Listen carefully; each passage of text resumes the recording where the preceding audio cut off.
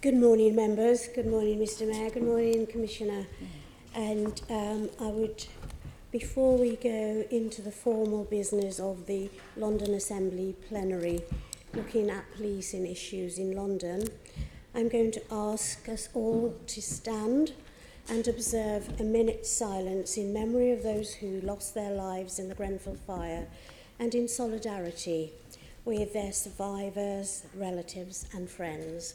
Members, take to stand.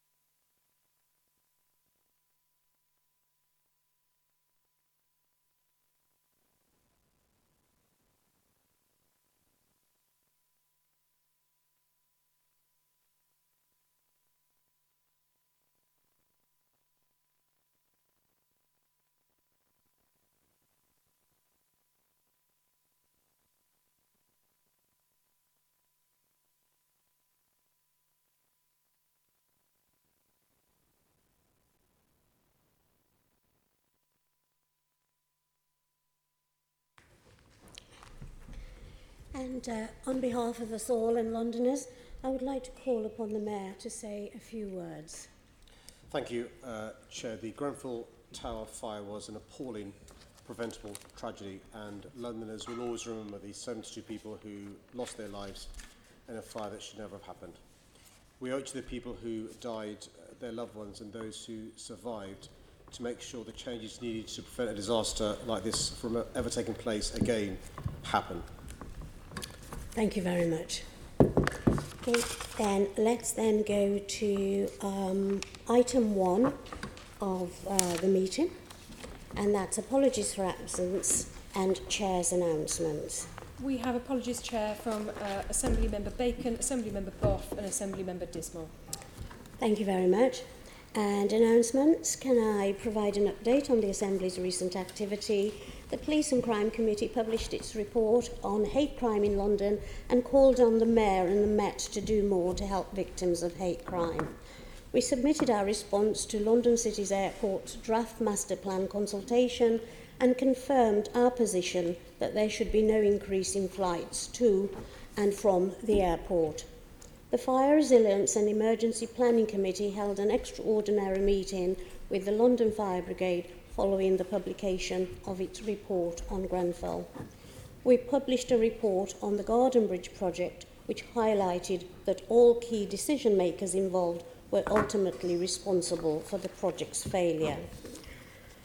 Item 2, Declaration of Interest. Can I ask the Assembly to note the recommendations set out at item 2? Do members have any other declarations to make which are relevant to the items on the agenda for today's meeting? No, thank you. And then, okay, let's then go to section 3, which is the question and answer session on policing in London.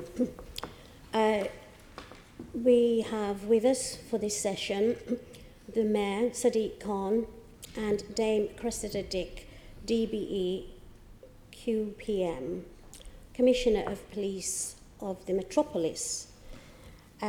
Welcome to the meeting. Just for reminder of the process, there are 3 lead-off questions and Assembly members may ask supplementary questions after each question has been answered. Before asking the first question, however, the Assembly will receive a short opening statement of up to 5 minutes in total from our guests. And I do understand that the Commissioner has to be somewhere else and will leave us at 12 o'clock, which, because of the circumstances, we're going to accept that. Thank you. Over to the both of you for your presentation. Mr. Mayor. Thank you, Chair. Good morning. Coming into office in 2016, it was clear that there were serious challenges ahead for policing and community safety. Crime, after decades of decline across the country, had begun to increase as a result of austerity, following serious violence increasing from 2014, taking a terrible toll on our communities. The resurgence of extremism and the wave of horrific terrorist attacks posed serious challenges to the police and security services. Austerity meant that the Met was being forced to make difficult decisions on officer numbers, its estate, and how best to prioritise reduced resources. Similarly, vital preventative services like youth services, mental health and social care also faced harsh cutbacks. My police and crime plan set out an agenda which, whilst recognising these pressures, was unapologetically ambitious in its aims. Since its publication, we've achieved much as a partnership, including unprecedented City Hall investment into the Met, £234 million in the last year alone, supporting officer numbers and funding the creation of the Violent Crime Task Force, equipping officers with body-worn video providing greater transparency and accountability, a new public health approach to tackle violence spearheaded by the Violence Reduction Unit, a £45 million Young Londoners Fund, giving young people in our city opportunities to thrive and stay away from crime, a truly integrated victim support system, a service making it easier for victims to get the help they need, the country's first child house, a specialist place supporting victims of child sexual abuse and exploitation. I'm grateful to everyone who has contributed to this work, which has been delivered during a period of extraordinary demand. The horrific terrorist attacks on our city, the dreadful fire at Grenfell Tower, an unprecedented series of public order operations. Today, we're recruiting more police, increasing the availability of support for victims of crime, and providing chances for tens of thousands of young Londoners to access opportunities to reach their potential and stay clear of crime. And by working with communities and partners, we've been able to map out a new vision for policing and community safety in London, focused not just on tackling crime, but on working together to tackle its causes. We've had some early indications that the levels of serious violence, which have been of central concern, are beginning to stabilise thanks to the hard work of the Met Police Service and all the partners involved. The latest crime stats for England and Wales indicate that the level of knife crime is beginning to stabilise, with a 0.1% increase over the period compared to a 13% increase nationally.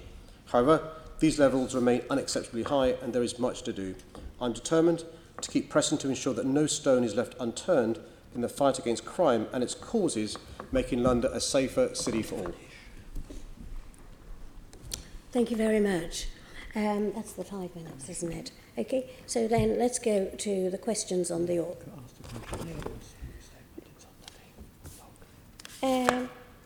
No, I think them. So it's okay. I'm being reminded that the 5 minutes was between the both of you. Thank you.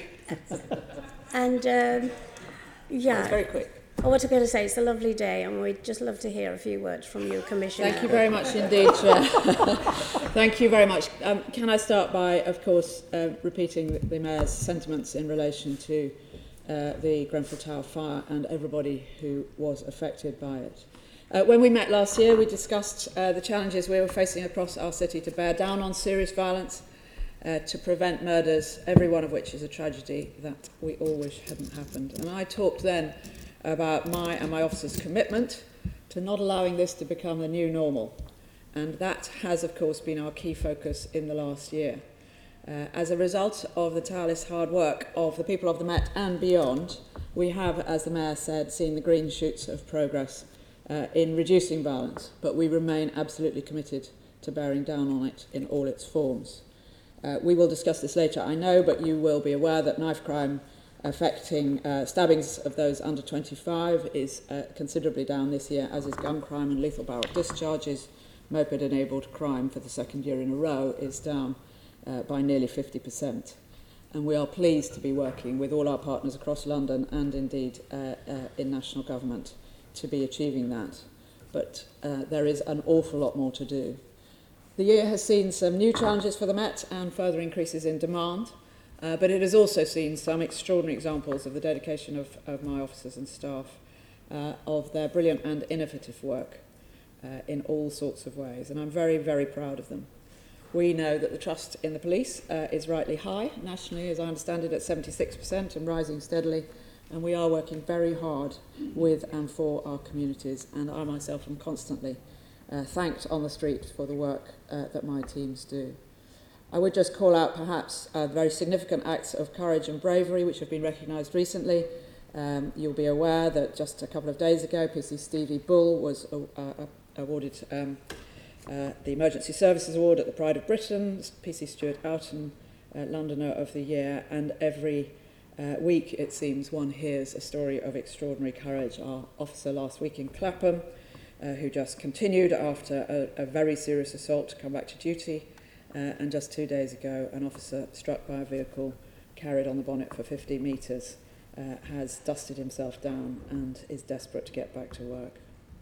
I know those sorts of cases reach wide attention worldwide. Sometimes most of my officers simply quietly pick themselves up and come back to work highly motivated, and I thank them for it. We're getting more, as you know, and I'm very pleased that our current our passing out parades are our largest ever. So 300, 400, I think we've got one coming of 500, and these are very good quality people. It's been a busy year. We've asked a lot of everybody. We will talk later, I'm sure, about the changing nature of protest and the Extinction Rebellion. Suffice to say, I am very pleased with what the Met has achieved. But we haven't just been thinking about operations. We're transforming. We are looking to make sure that in an ever more complicated job, we do use the best use of technology, of data, that we have a service that is really fit for this vibrant, bustling and diverse capital. We've already achieved a great deal in our transformation and operationally. I should have mentioned the Notting Hill Carnival, probably the safest we have ever seen.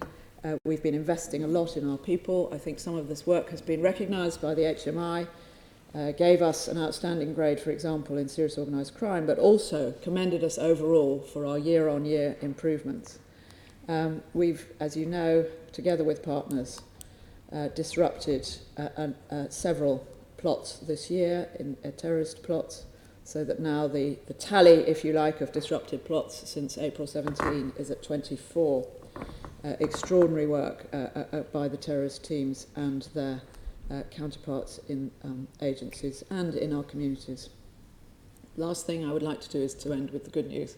You'll be aware that the extraordinary Metropolitan Police is now 190 years old, and that this year we had some fantastic celebrations of 100 years of women in the Met.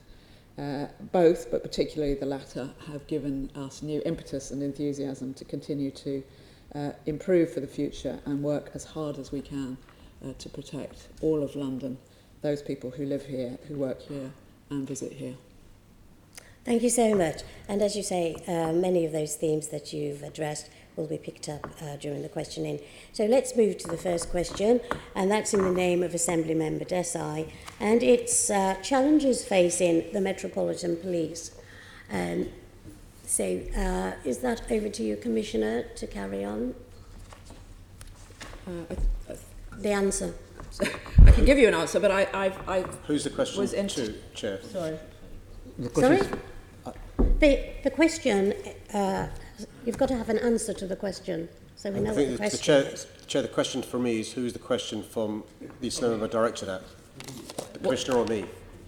Well, really support of you. Oh, yeah. Who would you like to start the response? Mayor. The Mayor. Thank you, Chair. The Met Police Service faces extremely serious challenges over the next year, including the need to continue bearing down on violent crime. But the biggest challenge overshadowing everything in the Met is the question of how they continue to do their job in the face of huge government funding cuts. Our brave and dedicated police officers are being asked to do more and more with less and less. Since 2010, the government has already made cuts to the Met Police Service of over £850 million. Reading many government press releases, you'd be fooled into thinking the extra 20,000 police officers they talk about are already in post, keeping communities safe, but the fact is they aren't. The Met has yet to receive a single penny of additional funding, or even been told how much additional funding we can expect to receive next year. Recruiting and training police is not a simple or quick process. It requires forward planning, time and certainty, the money to pay salaries of police officers. At the moment, we don't have that certainty. The Met's now increasing its recruitment as a result of the additional funding we've contributed from City Hall. As of the 30th of September, there are now 30,501 officers in the MPS, but it's worth keeping in mind that the Met still has thousands of fewer officers than in 2010 and many thousands fewer than comparable cities like New York. Our efforts from City Hall are to be both tough on crime and tough on the causes.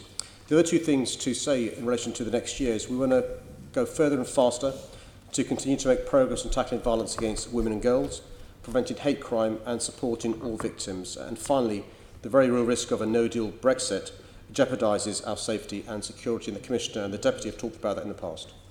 Thank you, Mr. Mayor. Good morning, and good morning to you, Commissioner, as well. I'm limited for time, and I want to get 3 questions in, so if you could be as brief as possible. Mr. Mayor, thank you for everything you said. You talked about the need to recruit more police, and the Commissioner talked about more police officers. In January, I think we'll get more police officers coming onto the streets of London. But we can never have enough officers. So we recently heard Sir Stephen Howe's comment that the 1,369 officers announced for London as the first part of the government's 20,000 officers national recruitment drive is not enough.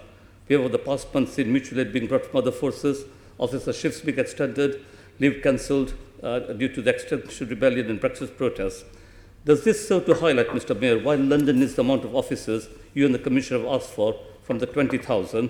And also, will the extra officers and funding announcement remove the financial strains the Met has had to face over the best part of the last decade?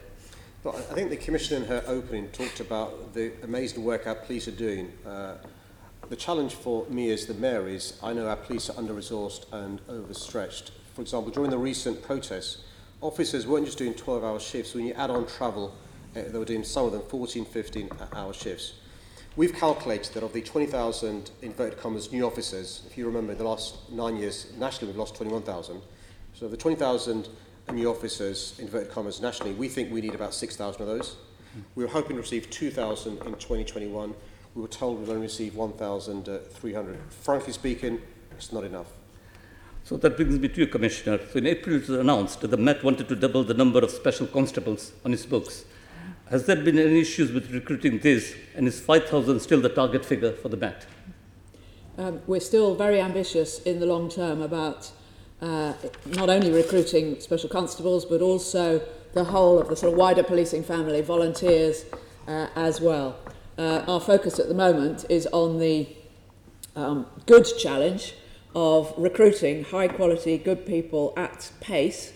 And I hope you will agree that it is an extraordinary achievement to have a recruiting machine that is bringing people in at the pace that we are, to get them out onto the streets properly trained and effective to help with the diverse challenges we have, most particularly violent crime, but the increasing demand and complexity in a number of different areas. The special constables are very important to us. They're doing a fantastic job, and in the future we would want more. And finally, Commissioner, and I've finished off you, Mr. Mayor, but Commissioner, the Met has got national and international responsibilities. We've seen the strain of police officers have been put under because London is the capital city.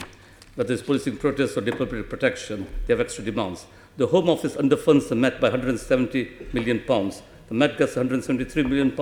The Home Office expert says it should get £281 million. You want, quite rightly, £343 million. The underfunding of the Met by £170 million, that would fund the Violent Crime Task Force 10 times over. So what is the impact of this underfunding of the NICC grant, the National International Capital City grant? And Mr. Mayor, how do you intend to continue your lobbying campaign? So I think you're talking primarily there about the National and International City grant, which has been reviewed and found that indeed we, at that stage, were not receiving the full amount that seemed fair, if you like, for their assessment, independent assessment of the work that we have to do. Since then, of course, as you have described, some of our demands have gone up, not least demands in relation to protest.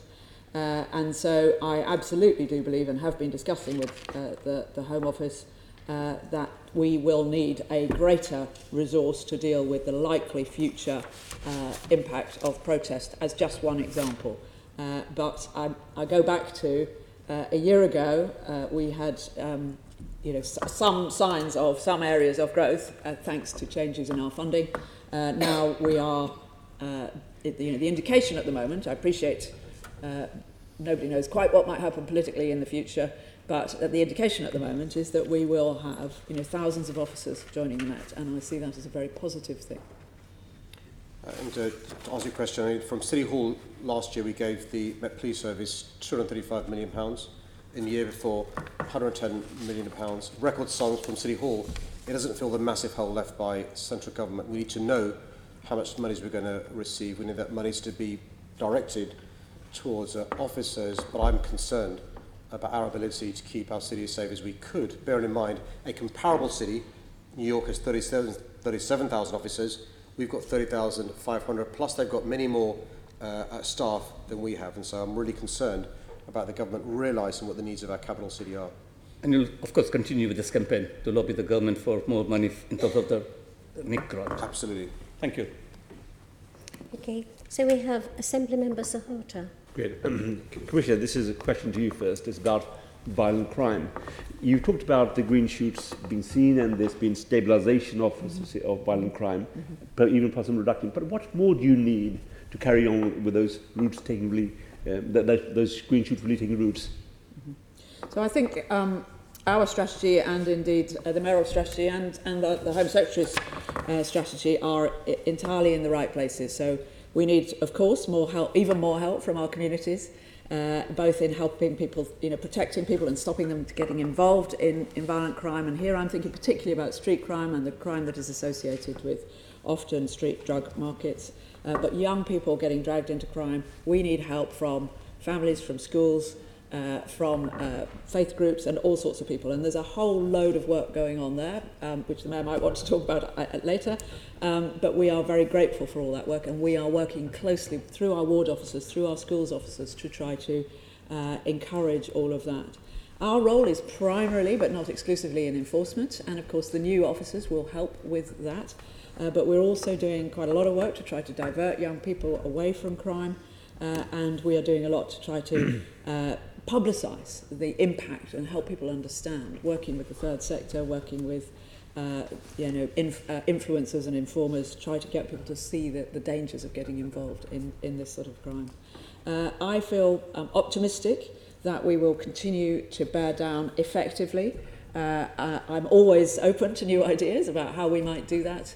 But I think we are targeting the right areas in terms of street violence, in terms of drug-related violence, in terms of serious organised crime that affects violence on the streets. We will come later to talk about domestic violence and those sorts of areas. Clearly, we are very stretched, and everybody knows this. It's a national phenomenon that policing is stretched. The most important thing for me at the moment is to get the new resources, new people, and everything that flows with the people in and working effectively according to our current strategy. Thank you. Mr. Mayor, you've invested extra money in the police and have allowed the creation of the violent crime task force. What impact is this having on reducing violent crime in London? Well, numbers by themselves don't tell a complete story, but because of the fantastic work of the Violent Crime Task Force, and it's worth saying that includes not just officers from the Met Police Service, but the City of London as well. But what the Violent Crime Task Force over the last period has done is they, for example, more than 11,000 weapon sweeps, really important to look through bushes and other places for where weapons are hidden. They've taken off our streets more than 2,200 knives, offensive weapons and guns. On top of that, made more than 7,000 arrests, many of them leading to charges. That's just the work of the Violent Crime Task Force. Additionally, the Met Police Service overall has done a huge amount of work to address those issues as well. So I think we can see the value the Violent Crime Task Force has had since it's been funded by City Hall investment. Great, thank you. And also, by the end of the year, you're increasing the number of dedicated school officers working in London to over 550. What impact will these have on building positive relationships between young people and the police officers? Well, look, the Commissioner talked about actually a partnership approach to reduce violent crime. The police by themselves can't solve this. Clearly there's an issue about prevention. When I became mayor, we had roughly speaking 300 school support officers. We're now roughly speaking 400, 440. That'll go up to 500 towards the end of by the end of this year. The importance is at an early age getting into meet young people, talking to them. Young people having a positive experience of police officers, seeing police officers as on their side, because often the police rely upon intelligence information from young people. And so that healthy relationship is really important. Similarly, for the police to see young people in a positive light as well. Not all young people are bad. The vast, vast majority are lawful, peaceful, law-abiding. They want to be kept safe. And so these school support officers are an integral part of the young people having confidence in the police, enhanced trust in the police, but also a partnership approach where we can have that sort of two-way dialogue taking place, which is so important. Good. Thank you. Thank you, Commissioner and Mr. Mayor. Assembly Member Pigeon.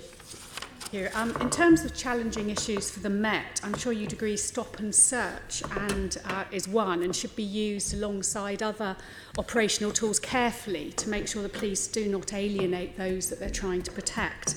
As such, I'm concerned by the recent data that shows allegations arising from stop and search incidents increased by 18% for the reporting period just came out up to September 2019, well above the trigger point for action that's set by the Met, which is 10%.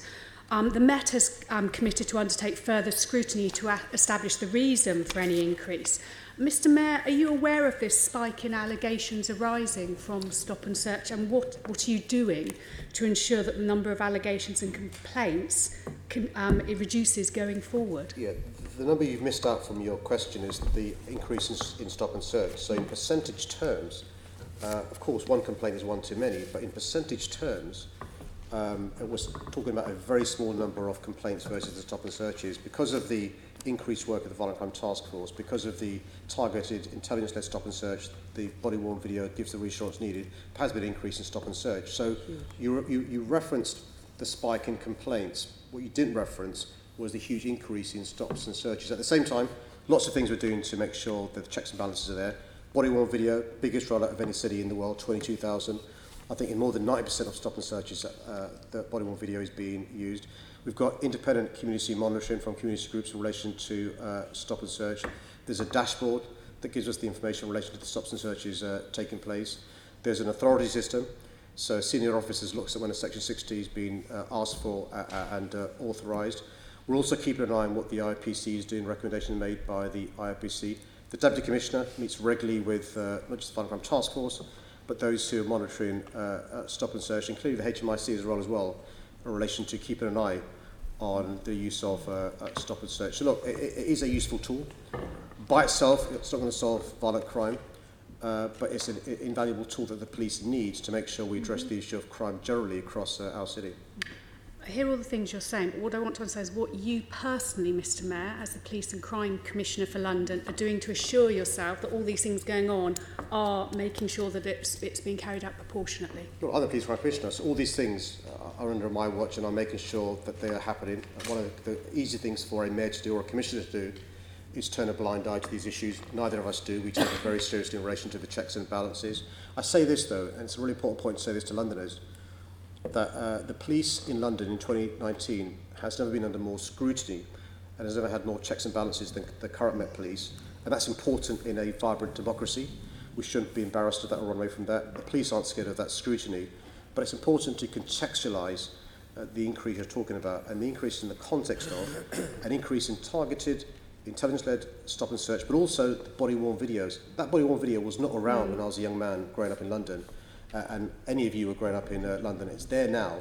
And the good news is the number of complaints in percentage terms hasn't gone up as many fared. And I think one of the reasons is the police have more confidence in using stop and search in a proportionate way. The body-worn video, but also police are more aware about how useful stop and search can be if used properly. They don't want to abuse it, which means they're less likely to use it. Okay. And Commissioner, with a third of the upheld stop and search complaints in the last reporting period due to a breach of PACE Code A, which is unjustified use of the relevant power, what specific measures are you taking to ensure that every officer adheres to the Code of Conduct? So first, just to repeat, the proportion of complaints is very, very small. And despite a very large increase in the volume of stop and search, both Section 1 and also in terms of Section 60 authorities, the proportion of complaints has not gone up, far from it.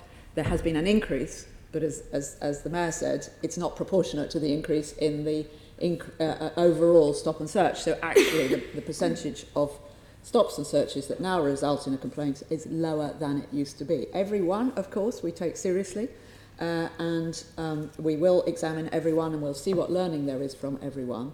But as well as the sort of external scrutiny, which we thoroughly support from people in the communities, from the work that the Deputy Mayor and the Mayor may do, we have a very, very tight system internally, both in terms of training and retraining, but also we are dip sampling all the time, and we are checking if there is an officer for whom, for example, there might be 2 complaints but they're not upheld. We will always look to see now what has been happening there. We'll look at the body worn video. We have somebody who's responsible for this on every BCU, and centrally a very, very tight grip is taken on this. So clearly, if and out of the over 100,000 stop and searches, if there are any, as you say, where it's been upheld, that actually in terms of both a look at the video and the grounds that were recorded, it doesn't appear to have been sufficient.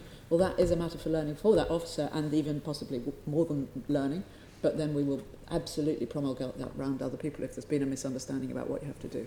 Thank you very much. Assembly Member Shaw. Good morning. Good morning, Madam Chair. Commissioner, good morning to you. Morning. My question is on counter-terrorism. Assistant Commissioner Neil Basu has recently commented that the threat from right-wing extremism is the fastest growing form of terrorism in London. What have you seen in terms of growing right-wing extremism in capital, and how are you working to combat this threat? Thank you. Well, I do echo his comments, obviously. I spoke earlier about nationally the plots that had been disrupted, and of those 24, 8, I believe, are so-called extreme right-wing terrorist plots of one sort or another, or attacks of one sort or another. I think we've seen a change in the nature. You'll be aware that some months ago, the first extreme right-wing organisation was proscribed by the Home Secretary as a terrorist organisation for the first time in our history. So this is a sign, national action, a group that really had a lot of organisation, a lot of support, all the hallmarks of a terrorist organisation. That, of course, has resulted in a number of very successful investigations and indeed convictions. But we are extremely alert to this as a rise. To describe it as a sort of proportion of our work is quite hard, but it's still a much smaller scale of work than what you might call international or internationally inspired terrorism. So it accounts for probably 10%, 15% usually of the workload, for example. Sometimes a little bit more in prevent, but in investigations it is there. Now what we're doing, it came out, of course, out of the 2017 report, which I commissioned with Sir Andrew Parker, the head of MI5, which was then assured by Lord Anderson, that we needed to have the security service more engaged in extreme right-wing terrorism. And they have been doing that and helping us a great deal in the last year, and they are stepping up, and that will continue in the next several months. So every aspect of how we would deal with any other form of terrorism will be the same as dealing with extreme right-wing terrorism. But we are seeing this manifested in a variety of ways. We've only had one group proscribed, but we have had a number of individuals. Of course, we're all aware of the ghastly attack in Christchurch, and we've been learning with our colleagues across the world.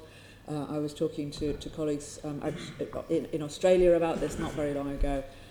We are all learning a lot more about the extreme right-wing terrorist phenomenon, and we will bear down on it as much as we possibly can.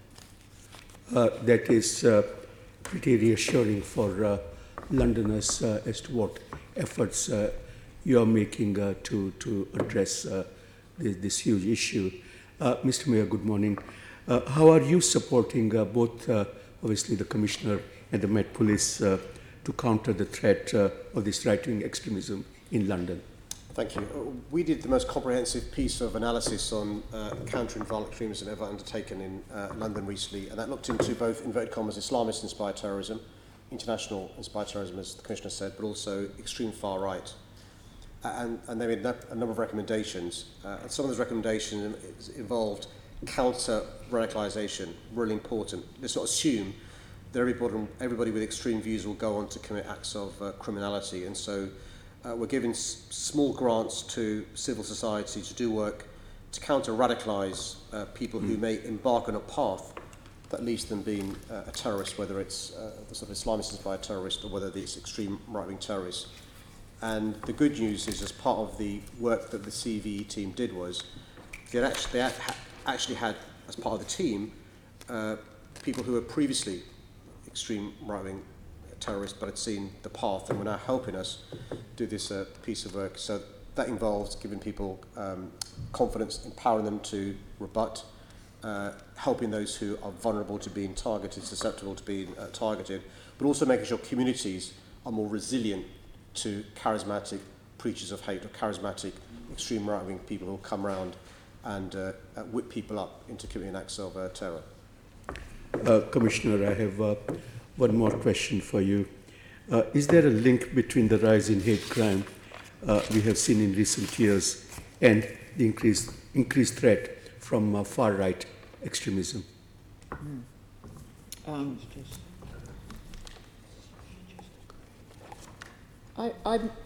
not sure we know that, sir, but I think it is obviously not unlikely. What we have seen is a rise in most forms of hate crime, for example, in the last year, much of which we believe is about better reporting, and in particular the increase online, but some of which is undoubtedly about a rise. For example, in anti-Semitic hate crime, we have seen a significant rise in the last year. Now, I'm pleased to say that although despicable, we have not had a series in any category of hate crime of very, very, very serious incidents which have caused, for example, massive community tensions or disorder. However, the very fact of, in this wonderful, integrated, diverse city, people feeling that it's all right to raise the rhetoric in the way they have online and on occasion on the streets as well, I suspect is not unlinked. It is linked to a rise also in, we've just seen more extreme views of a perfectly lawful sort being expressed on all sides of political equations at the moment, and the extreme right using all the tools of social media and other modern communications in order to recruit, to inspire, to copy other forms of terrorism, I'm sure, gets inspiration and solace, if you like, from certain forms of hate crime. I'm sure they do. Thank you very much.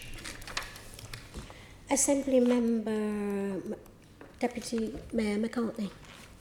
Thank you. My first question is for the Commissioner, and it's about rape and serious sexual offences, and following on from my last questioning. From 1718 to 1819, the sanction detection rate for rape and sexual offences fell in London from 7% to 2.7%, which is woefully low. After that's better than the rest of the country, that is only 1.5%. So it's obviously a national problem.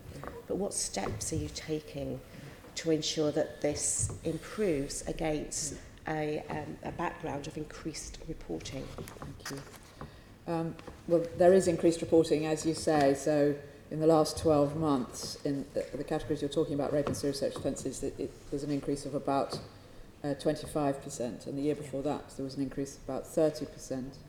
Now, a proportion of that comes, of course, from our, for example, with victims of domestic abuse, improved interviewing and working with them often results in allegations of complaints of historic, if you like, rape and serious sexual offences, which in most cases they will not want to proceed further against. So that accounts for some of the increase. We're not seeing large rises, for example, in stranger one attacks, but it's a complicated area, as I know you know. But there's more demand for the teams to deal with because it's an increase of 25%. And as you say, nationally and in the Met, there has been a decline in the charge rates. That has accelerated since the Allen case in December 17, and causes me great concern. Assistant Commissioner Mark Simmons is taking a very strong personal lead in this. We are currently recruiting more SOITs, sexual offences investigators, and people who work alongside and for the victim. We are working very closely with the CPS to try to understand further, A, what is going on, and B, in each case, what are the relevant lines of inquiry. So earlier work with the CPS, ensure that we do our work effectively. We are, of course, hindered, as you know, at the present time by the sheer volume of digital forensics that we have to download and interrogate in most cases, given that in most cases there is a relationship of one sort or another between the victim and the person that they are complaining about. And in a high proportion of cases there will have been digital contact between them before and sometimes afterwards. Now this is a massive technical challenge for us. We've been working very hard in the Met to come up with a solution that will allow us to interrogate the data using high-tech methods, and I'm very pleased with how far we've got with that, and I think in the future that will help hugely.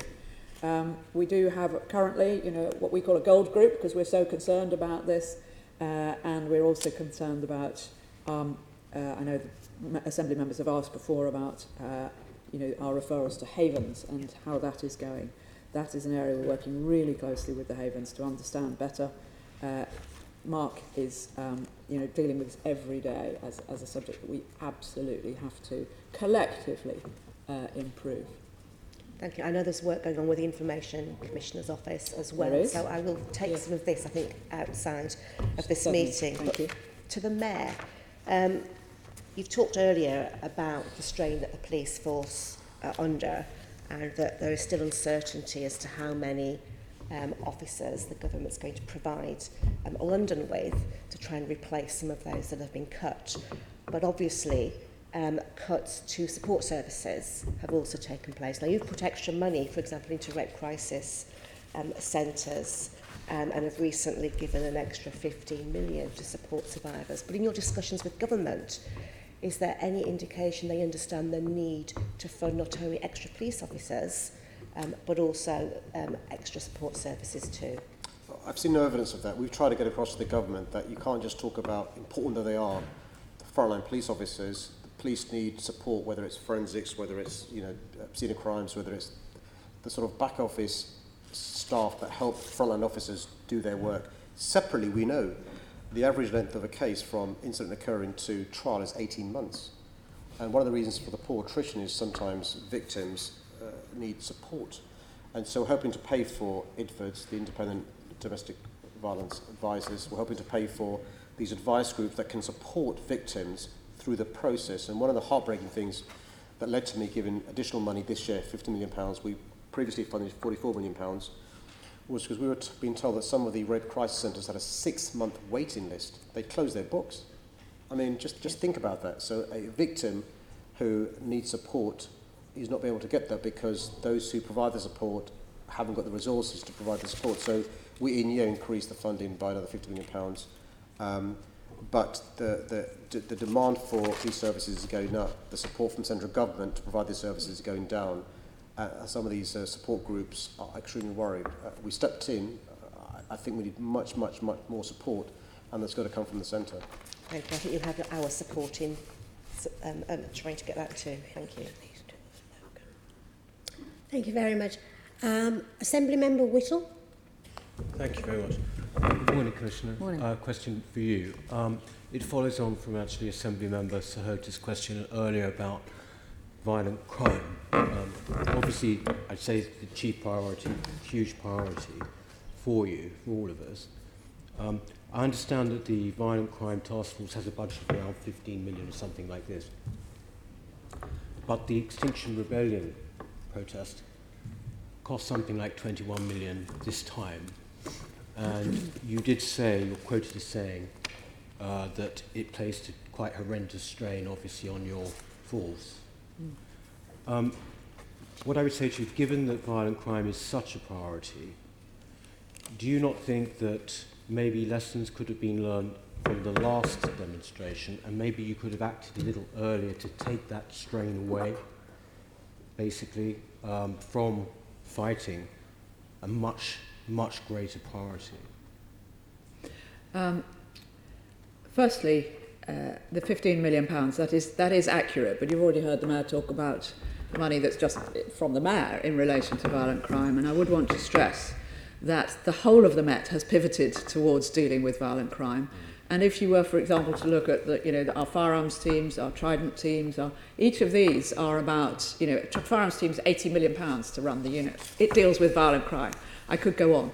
So that we have a huge proportion of the Met which is dedicated to dealing with violent crime, and then a whole other part of the Met, for example me, that spend an enormous amount of time thinking about, every single officer and member of staff will be thinking about violent crime. So I understand the parallel that was drawn there. It is an enormous amount of money to spend £24 million.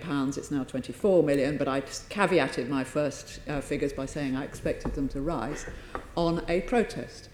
You said, could we have done things differently? I'm very proud of what the teams did. I thought they were proactive. I thought they were positive. I thought they were very professional. And I thought they were proportionate. Now, clearly, protest is always a contested area. And there will be some people who may say, why did you not get your batons out or something? I'm sure not you, Peter, but I've read that. Should have been sweeping them. Get your batons out and sweep them off the street. Well, that would have been unlawful, and my officers would be investigated criminally for doing that.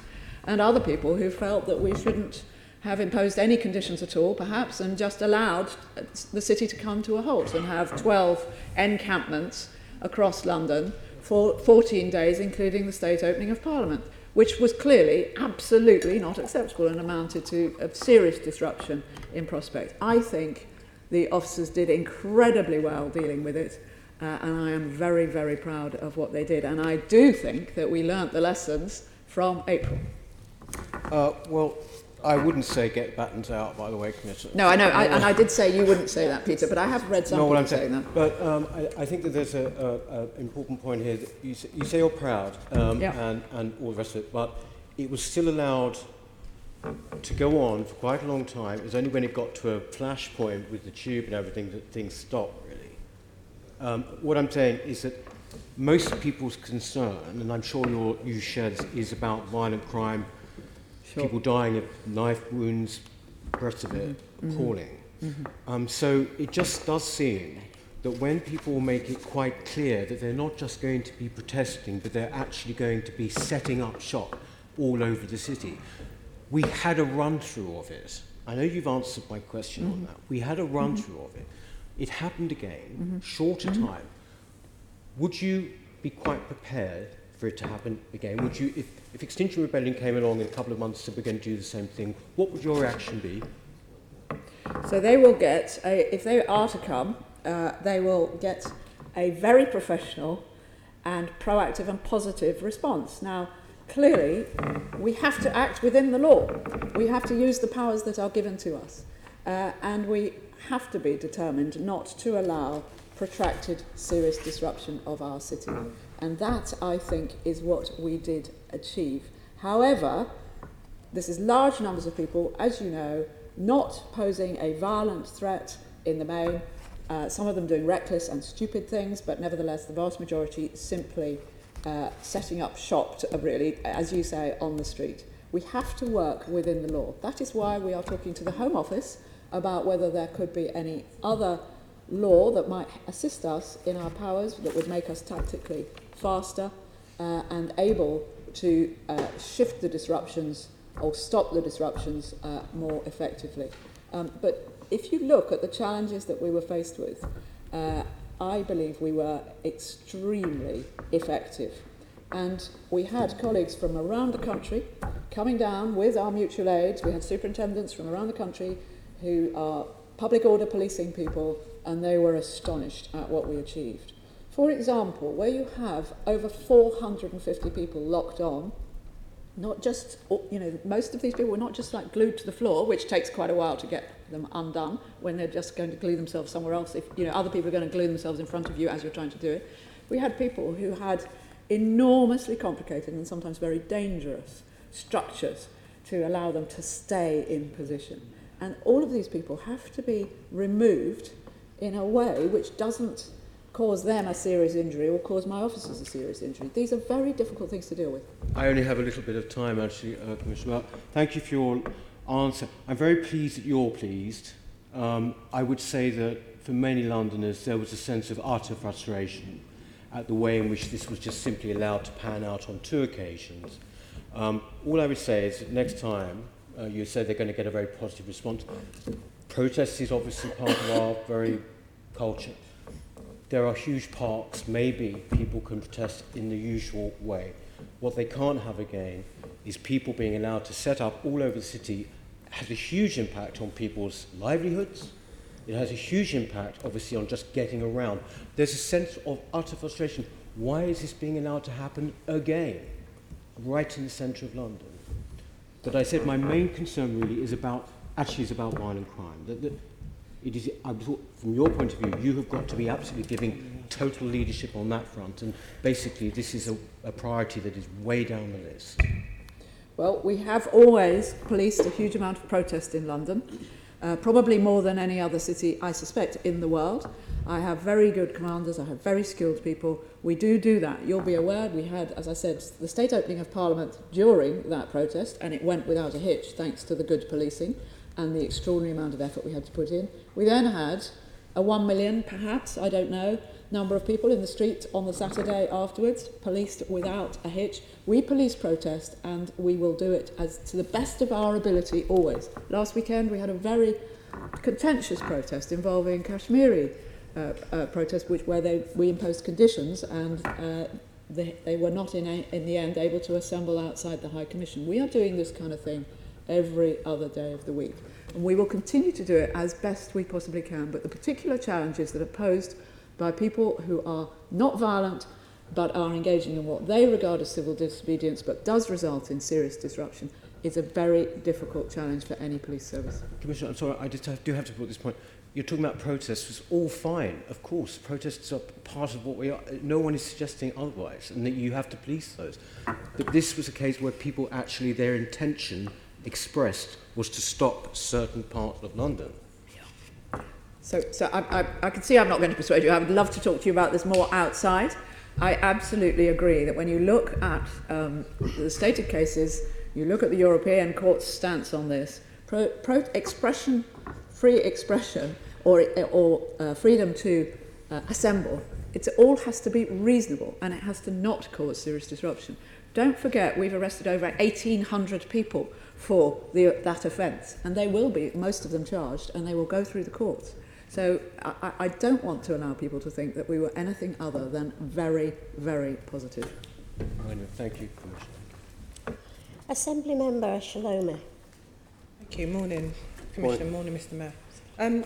Commissioner, you'll note that the latest HMIC FRS report stated that the Met should use its powers more effectively to protect victims of domestic abuse. And it found that some officers don't seem to understand how to use the DVPOs. This is something that we've discussed at great lengths at the PCC committee, and I think you've been present for some of those meetings. How can we ensure that frontline officers utilise the powers they already have to make sure that they're protecting victims of domestic abuse? Thank you. Well, this is another area, as you know, where we have seen increases year on year, and there is a huge amount of work to do by a stretched police service. But we do have some, I think, reasons for optimism. Firstly, as you know, the apparent, by the crime survey at least, prevalence of domestic abuse and violence in London is lower than anywhere else in the country. Secondly, we have made some very good progress in using the new powers.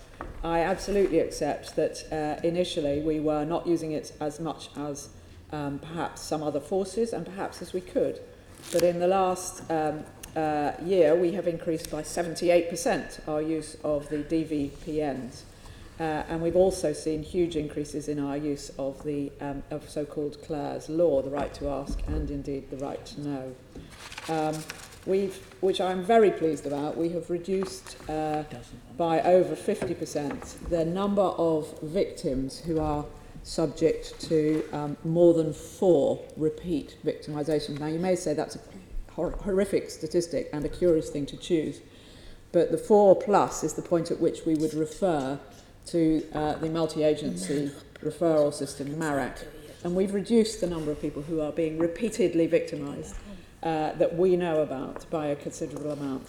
Having said that, this is a big challenge for us, and our sanction detection is rather not quite like rape, but nevertheless not as high as I would like. And this is a sign of a very stretched part of the business. The people who are dealing with safeguarding, the people who are dealing with domestic abuse, the people who are dealing with rape and serious sexual offences, what you might call public protection, together with the emergency response teams who are the first to respond, are stretched.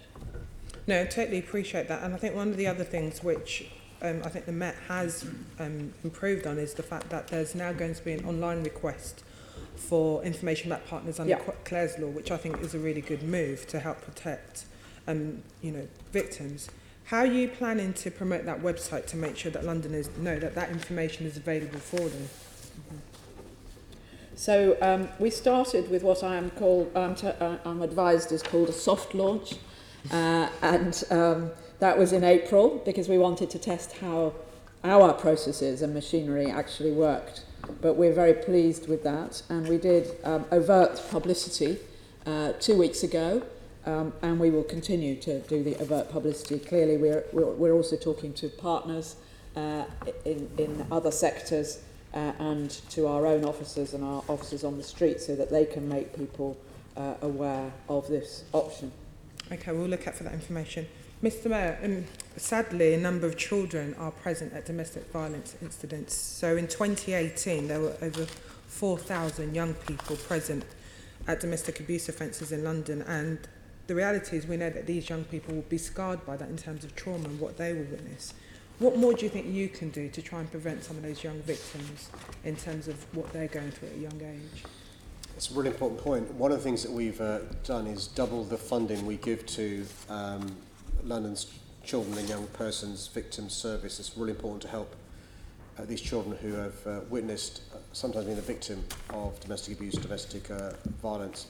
In of itself, it's the right thing to do for those reasons, but we also know that actually an adverse childhood experience can lead to that child later on getting involved in violent crime, whether it's somebody who's involved in DADV, but also violent crime we see on the streets in relation to criminal gangs and other issues. And so one of the things that the Violence Reduction Unit will be doing is additionally supporting young people who've witnessed domestic violence in the home.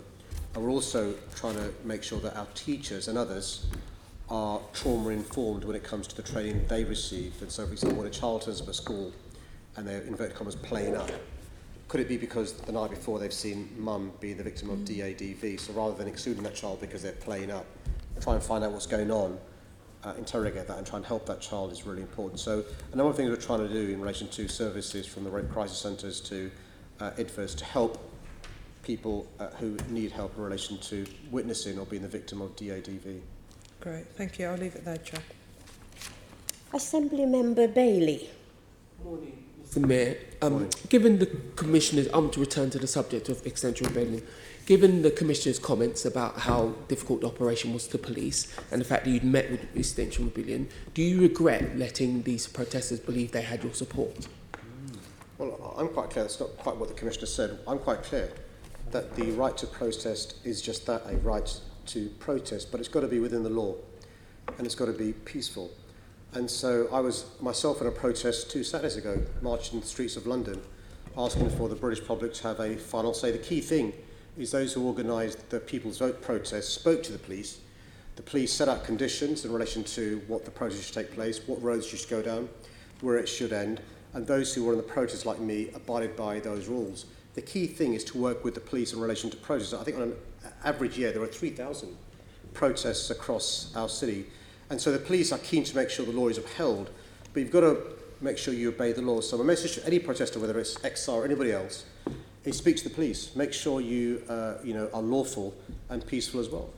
But you met with Extinction Rebellion and they were very clear what their outcomes and tactics were going to be, and you left that meeting, hadn't called them allies. So when they were out doing the unlawful parts of their protest, would they have been right to believe they had your support? Honestly, look, can I just say, I am under no doubt we face a climate emergency. And by the way, Michael Gove agrees, I'm not sure if he still does today, and members of your government and party also agree with me that we face a climate emergency. That's not the question I asked you. That's not the question I asked you. Let me answer the question I was asked. And so but I'm under no doubt. You were asked a different question. You were asked, were those protesters right to believe they had your support for their unlawful protest because you called them allies, and they were very clear with you and everybody else about what they were about to do. Let me repeat my point, which is we face a climate emergency. You may disagree, and I'm sorry you do. No, don't put words in my mouth, and please answer the question I'm asking you. Let's hear what the answer is going to be, Assemblymember Bailey. I think good manners are really important. People are watching. Yeah, exactly. And so what I'd say... Excuse I'm me. Sorry, no. Assemblymember Bailey, just rise above everything. Please don't can we have the answer, please, Mr Mayor? Look, we face a climate emergency, and I think it's really important that those who want to protest about that in a lawful and peaceful manner. I think it's really important for us to understand that in a democracy, there are a number of ways we utilise our rights. One is voting, one is standing for office, one is signing a petition, one is going on a protest, but it's got to be within the parameters of the law. And my message to anybody who wants to take part in our democracy is do it in a peaceful and lawful way. But did you make that clear to Extinction Rebellion when you met with them? The one thing that they were very clear about their intentions, and they met with you, you called them an ally, and they went on to have many parts of their protest that were very illegal. Were you supporting them in that?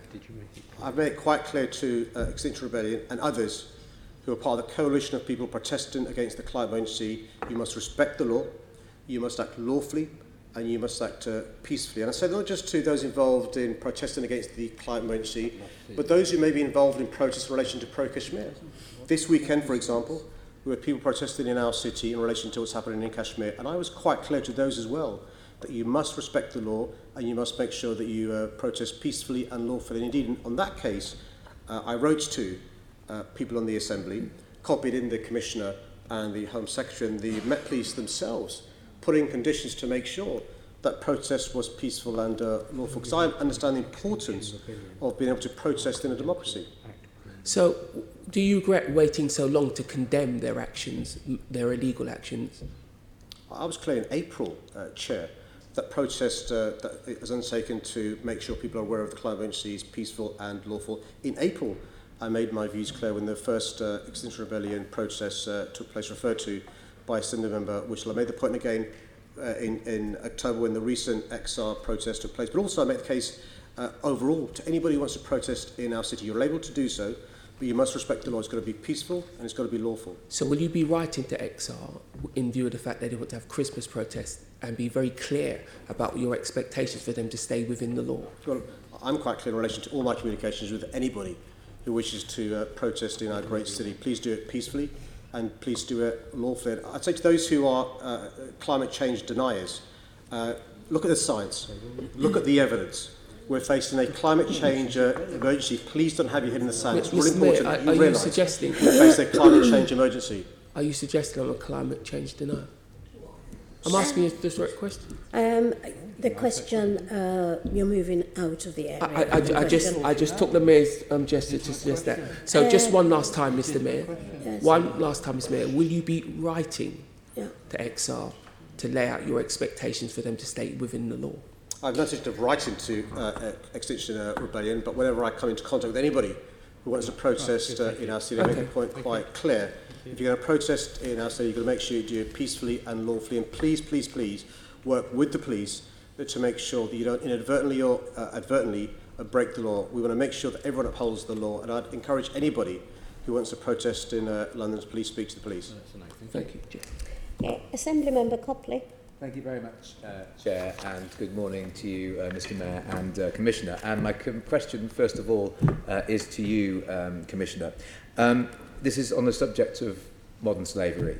The HMIC FRS Peel report recently stated that the Met police officers have improved their understanding of modern slavery and identifying victims. It also states that the Met uses the Modern Slavery Act legislation effectively in disrupting county lines activity. What challenges does the Met still face in tackling this issue? This is a very difficult and complex area for us and for our city. We use the legislation and indeed have influenced, in fact, some of the legislation to be in the way it is as much and as imaginatively as we possibly can. And as you say, we are using it quite often in relation to so-called county lines, the exploitation in particular of children criminally to engage in drug dealing up and down the country. We have led the way in that. We have also led the way, I think, in working with our European colleagues. We have 10 joint investigation teams in place with 3 countries, Romania, the Czech Republic and Hungary. And we have been a leader in Europol in how we should all work together to bear down on slavery that involves trafficking from overseas. We face a number of different aspects of this. You know, you'll be aware of child sexual exploitation, domestic servitude, people, as I say, being forced into criminality of one sort or another, and adult labour exploitation, of course, is the largest referral that we receive, the largest, if you like, recorded instance that we receive. We work very hard to try to ensure that our frontline officers understand the legislation and their responsibilities. I think there is even more we can always do on that, and I have been in discussion with the new Commissioner for Slavery and Trafficking recently on this, but I think we also, as the HMI do, recognise that in terms of our proactivity, our dealing with it as the Commissioner would want us to, as a serious organised crime when it is, and dismantling the networks rather than simply dealing with it on a reactive basis. We are seen as leading the country on that, and I'm proud of that, but it's a huge challenge and there's much to do. Thank you for that answer. And if I could just turn to this subject of cuckooing, where county lines, gangs take over a vulnerable person's home and exploits them. What is the scale of this in London, and how are you working to deal with that issue?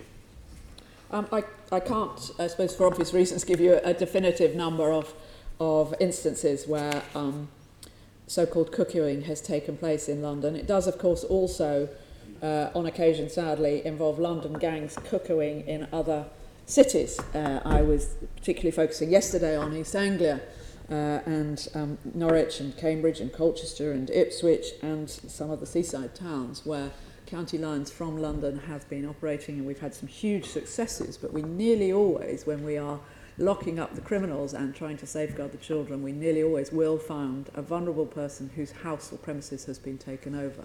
Now, you'll be aware that most of the gangs who run a county line will also be operating nearer to home, probably 3 or 4 times more sometimes than their county line activities. And again, this does involve cuckooing frequently.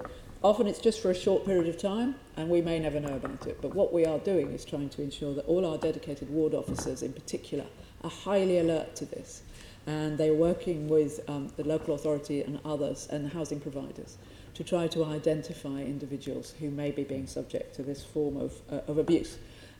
Usually people with a mental health issue or a drug addiction themselves, or alcohol addiction, or multiple challenges.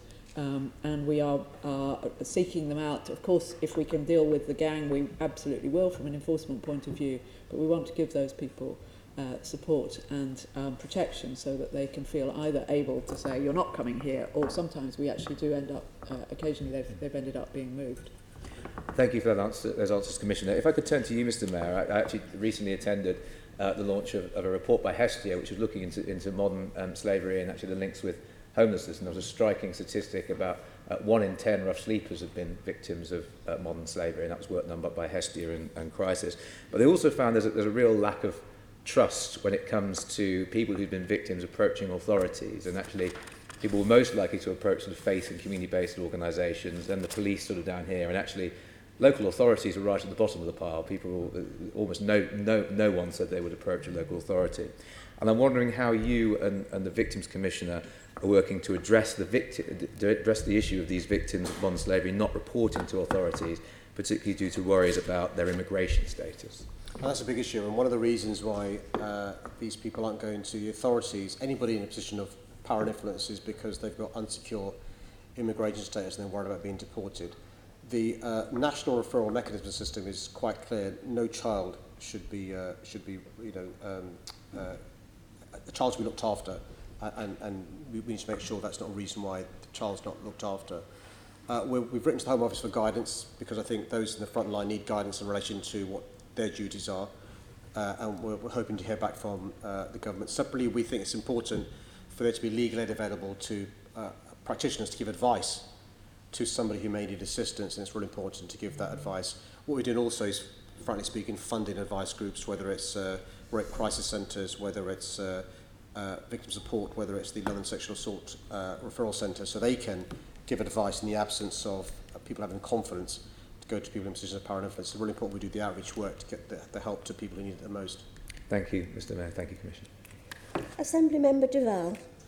Much. The threat of no deal doesn't go away in the coming months and the coming year. In terms of preparations for no deal, not just dealing with the consequences of leaving him, but the international cooperation across Europe, there's obviously an impact in terms of police working. I wonder if the Commissioner could comment both on potential risks in terms of facing no deal and policing operations, but also that international cooperation. So you all know better than I, we are in uncertain times as to what will happen, and we are now looking towards a general election in which people's feelings are obviously running quite high about a number of issues, but most particularly exit from the European Union. So we are working with our colleagues in national policing. We're very concerned to ensure that we contribute to a calm and lawful, not disorderly in any way at all, general election process, and we're focusing a lot on, for example, how we can ensure that candidates are, with the Home Office feel secure as they go about their part of our democracy. We are focusing on ensuring that we have sufficient flexibility and resources to be able to deal with any further increase in protest. You'll be aware that we've had probably over 60 officers on average a day just in the area of Parliament ever since last December because of the volume of protests. And we've been preparing also for contingencies in a variety of different scenarios where the police could be called upon to help, working with the Mayor and others for that. Specifically in relation to the instruments, we have, of course, been talking to the PCC and others about our preparations, and the International Crime Coordination Unit, led by Richard Martin, one of my DACs, has been putting in place potential processes that will mitigate some of the risks that would flow should we lose access to the instruments that we currently have access to. So the European Arrest Warrant, the Schengen Information System, as two examples. So how we can most effectively do extradition, working with the court service and the government, how we can most effectively, using Interpol, be assured that we will have notice of criminals who are wanted, and indeed we'll be able to, not just criminals, missing persons as well, we'll be able to tell our international colleagues. I was in The Hague with the Director General of the NCA just about a month ago.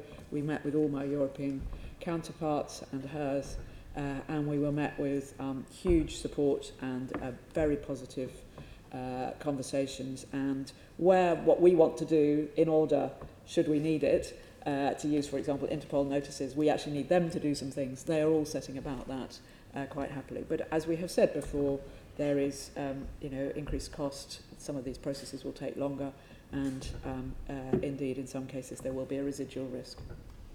The government have produced an unpublished paper called Operation Snow Bunting. I don't think it's been publicly published, but I want to be assured that you've been shared the information within it. And whilst we shouldn't talk about the contents of it, because I presume it's unpublished because there are some risks that could be used by those who want to cause harm to us, is that really concentrating on that international cooperation, or is that dealing with the risk of no deal in terms of public disorder and other allied issues that may flow from that? Just an intervention here from the Chair. Mr Duval, you're asking a question about a document that's unpublished. Can you clarify? It's been in the public domain through government leaks that it exists. I just want to be assured, I think we'd all want to be assured, Chair, that the police have sight of this information in terms of their preparations for no deal. Well, we'll get a response from the Commissioner.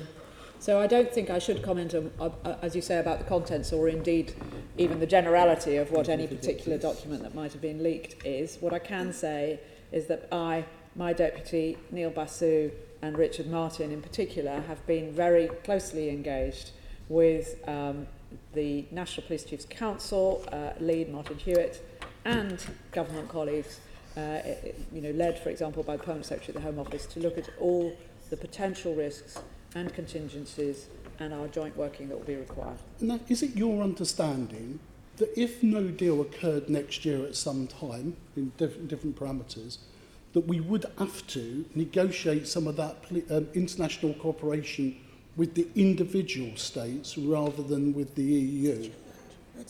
Would you have to conclude a deal with Spain, with Poland, or what? Is that your understanding? If there is no deal, what would happen in terms of those treaty issues, in terms of policing cooperation? Or does Interpol, because it's outside the European issue, allow a different process? So Interpol does most certainly, in certain circumstances, allow different processes. I'm neither an expert nor a politician. I'm a police officer, and I think there are a number of variations, even within the no-deal scenario, that I probably can't hypothesize about. Suffice to say, my job is to ensure that we have the best possible fallback, if you like, for whatever ends up being negotiated, and that we work effectively with our partners, both in the agencies, who have excellent relationships around Europe, of course, with the Foreign Office, ditto, and then police to police. And we're working hard at that. Now, my natural inclination is to support other police services in times of woe, and the Met does that on numerous occasions and should continue to do that. Given that some of the potential things that we face, and earlier on we talked about some of those, is there not a special case for the Met to actually ask to be exempt from giving certain mutual aid, i.e. numbers of bodies, substantial number of bodies, I think we were talking in terms of Northern Ireland, at this particular time, so we can deal with any of the potential issues that may arise? Of course, the type of circumstances I'm thinking about when there are multiple problems, not just dealing with no deal. We've seen some of the protests, some of it which has been illegal over the time, that just impacts on the capacity of the Met to respond. What's the capacity for that, and what's your thinking along those lines? So one of the things I am very proud of in British policing, despite some quite challenging structures, is that in so many areas we either have a national system, a national standard, for example, Police National Computer, or the way in which we train. We are extremely collegiate, and we work very effectively across boundaries. And that means that, for example, during Extinction Rebellion, I had colleagues here from 38 different forces. I'm sure you met them. They were very positive. They were very effective. They work under our command. There's no issues. They've got the same radio system. It's all excellent. And in the public order world, for some considerable time, we've been able to do that. And as you say, we often assist, and they often assist. Latterly, we have asked for assistance on more than one occasion, during the Olympics and Extinction Rebellion as examples. And long may that continue. Now, it obviously depends on give and take. We work very closely with a unit called NPOC, which sits under Martin Hewitt, and they do the coordination across the country. And there is a sort of a constant sort of strategic threat and risk assessment being done, and then on a tactical and daily basis it might be required. God forbid if we were to have terrorist attacks in different parts of the country, God forbid if we were to have disorder breaking out, then there would need to be some very fast decision making about who is lending what to who and why. And that, I am sure, would be the eventuality, if there was increased tensions or disorder in the next 18 months. In relation to Northern Ireland, we do have at the moment a commitment potentially to keep people trained in order to be able to assist were that to be required, and I am determined that we would have that capacity and capability. However, it has not been, we haven't sent anything other than a few specialists and of course counter-terrorism officers to Northern Ireland for a very, very long time, and I would be the final arbiter as to whether we send or not send. And everybody knows that's something that I would take seriously. So we will assess it as we go. And just lastly, from this side of the horseshoe, we echo your proudness of the way that police officers conducted themselves through some very challenging times. And I know the Mayor shares that as well. And I hope you can pass that through to your officers. Thank you. Thank I you. will. I know the Mayor talked about the stretch. I met people who were staying here for the whole time and didn't see their children for 2 weeks. I met people working 15, 16, 17-hour days, not just the 12. And they were remarkably positive and cheerful in adversity and very professional with the public. Thank you. Assembly Member Cooper. Thank you very much, Chair. Commissioner, I wanted to ask again about the theft of catalytic converters, which is something that I raised in 2018. They do contain a lot of dangerous materials, and I think towards the end of 2018 there was a hope that the number of thefts was declining, but there's now been almost 3,000 in the first half of 2019. What is driving this increase? Bearing in mind there were only 173 stolen in 2017, so it's a really significant amount. And how are you responding to this type of theft? So I'm not expert, but I understand that Commander Javid did reply to a letter of yours in July, and he did acknowledge that catalytic converters obviously, as you know, contain precious metals. There is no sort of secured by design type approved product at the moment. We have been talking to government colleagues and of course to manufacturers. It is noticeable that some manufacturers are much more prone to this than others, and we've been working closely with those manufacturers to highlight the problem and also to encourage them to design it out. The precious metals themselves are becoming more valuable, and I think that's probably what has driven this very frustrating increase for car owners. And I also asked Baz Javid if it was also an issue in terms of being forced to deprioritise this type of crime as a result of budget cuts, and is that the case to a certain degree? So it is absolutely the case that nationally there's a challenge with motor vehicle crime. Theft from motor vehicles is particularly a challenge in London, 20% increase, less theft of. But and within that, I suppose catalytic converters are theft from, albeit they're rather an unusual sort of theft. And we've been very clear. My deputy appears as often, in fact, slightly more often than I do at the PCC, and he makes it very clear that vehicle crime per se is not one of our highest priorities. It really isn't. We've been dealing, of course, with organised vehicle crime through our organised vehicle crime unit in a very effective manner, I think.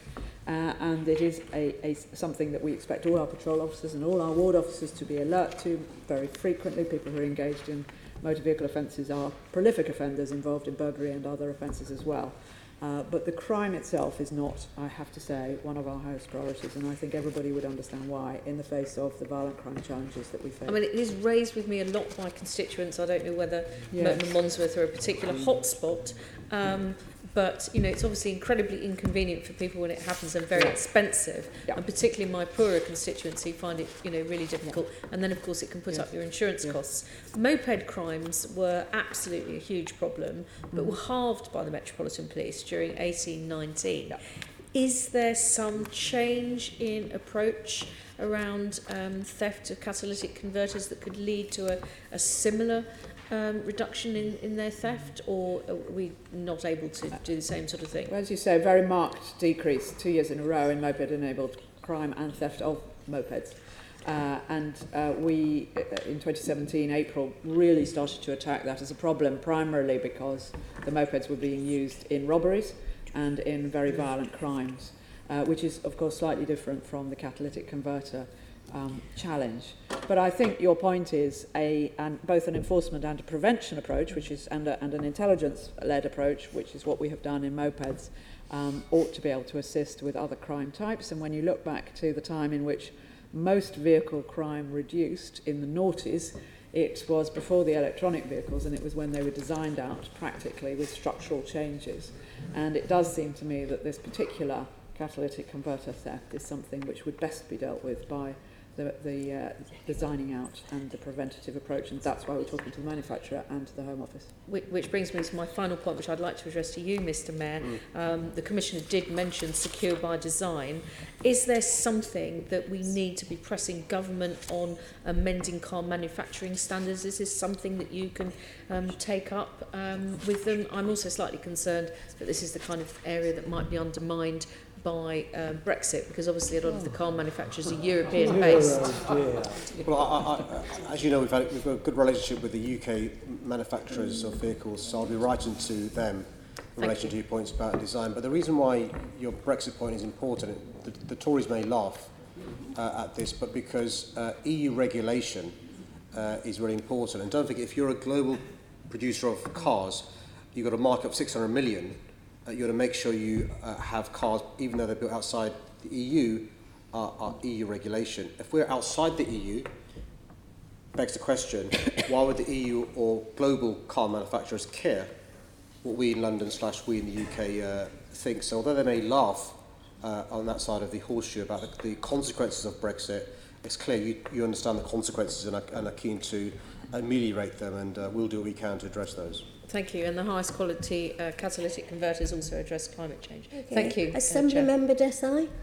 Thank you, Chair. Mr. Mayor, my question is about community tensions around Brexit. How concerned are you that hate crime has increased across the board in London since 2016? And what role do you feel the current tensions around Brexit have played in this? Well, can I thank the Assembly for their work in this area, highlighting the increase there is being. I'm pleased that people have more confidence to report when they've been the victim of hate crime. Clearly, I'm very concerned and unhappy there has been this increase. We know from the evidence that actually there was a big spike in hate crimes shortly after the referendum. We also know that in the last period, there's been an increase in hate crime generally across our city. We're doing a number of things. We're trying to support the communities. We're giving financial support to those groups that help certain communities. The Commissioner mentioned anti-Semitic crimes, also those that are affected by Islamophobic crime, disabled crime. We're also supporting groups that work with EU communities as well in relation to outreach work. You'll remember in 2016 the horrible example of the Polish centre in Hammersmith that had graffiti daubed on that as well. So we are vigilant. Neighbourhood police teams are listening to concerns of the communities to provide the reassurance.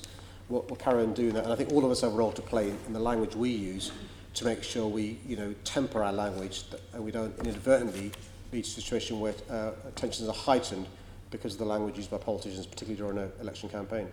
Thank you, Mr. Mayor. Commissioner, if I can come to you, because I'm limited of time. What preparations have you got in place to prevent or mitigate against another spike in hate crimes due to exit from the EU, as was witnessed following the 2016 referendum campaign?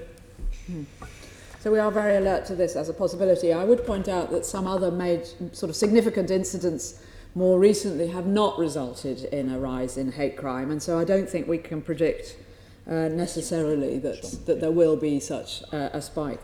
But we do have huge experience of this. We will be extremely alert to it. We'll be looking both at intelligence and reports of crimes. I think we have a very, very good system at working with our, working with the third sector organisations that work in various different communities and with our local communities locally. And you'll be alert, you'll be aware, I know you are, of the occasions in which something terrible happens somewhere else in the world, and we are straight out there with a plan to support, to reassure, to be present, to advise people in particular communities. So, I'm not assuming that we will see any kind of spike. We will do our level best to reduce the prospects of that and also to respond very fast. And the most important thing is to be out there and communicating about it and talking with our communities and making sure that this doesn't accelerate into a sort of tit-for-tat or rising disorder. Thank you, Commissioner. Okay, can I just flag up, Commissioner, that you said you would like to leave at 12, but I would like you to stay to take the 10 minutes that's been allocated to the party that is third on the list. Thank you, I will. Because we're just losing time. Nobody's fault, that's just how it is. Okay, next question is in the name of Assembly Member O'Connell. Can you give an answer, or who would you like to answer your question? What can the Metropolitan Police learn from recent events to meet the challenges I'll of the direct the future? question, thank you, Chair, initially to Commissioner. Good morning, Commissioner. Right, thank you.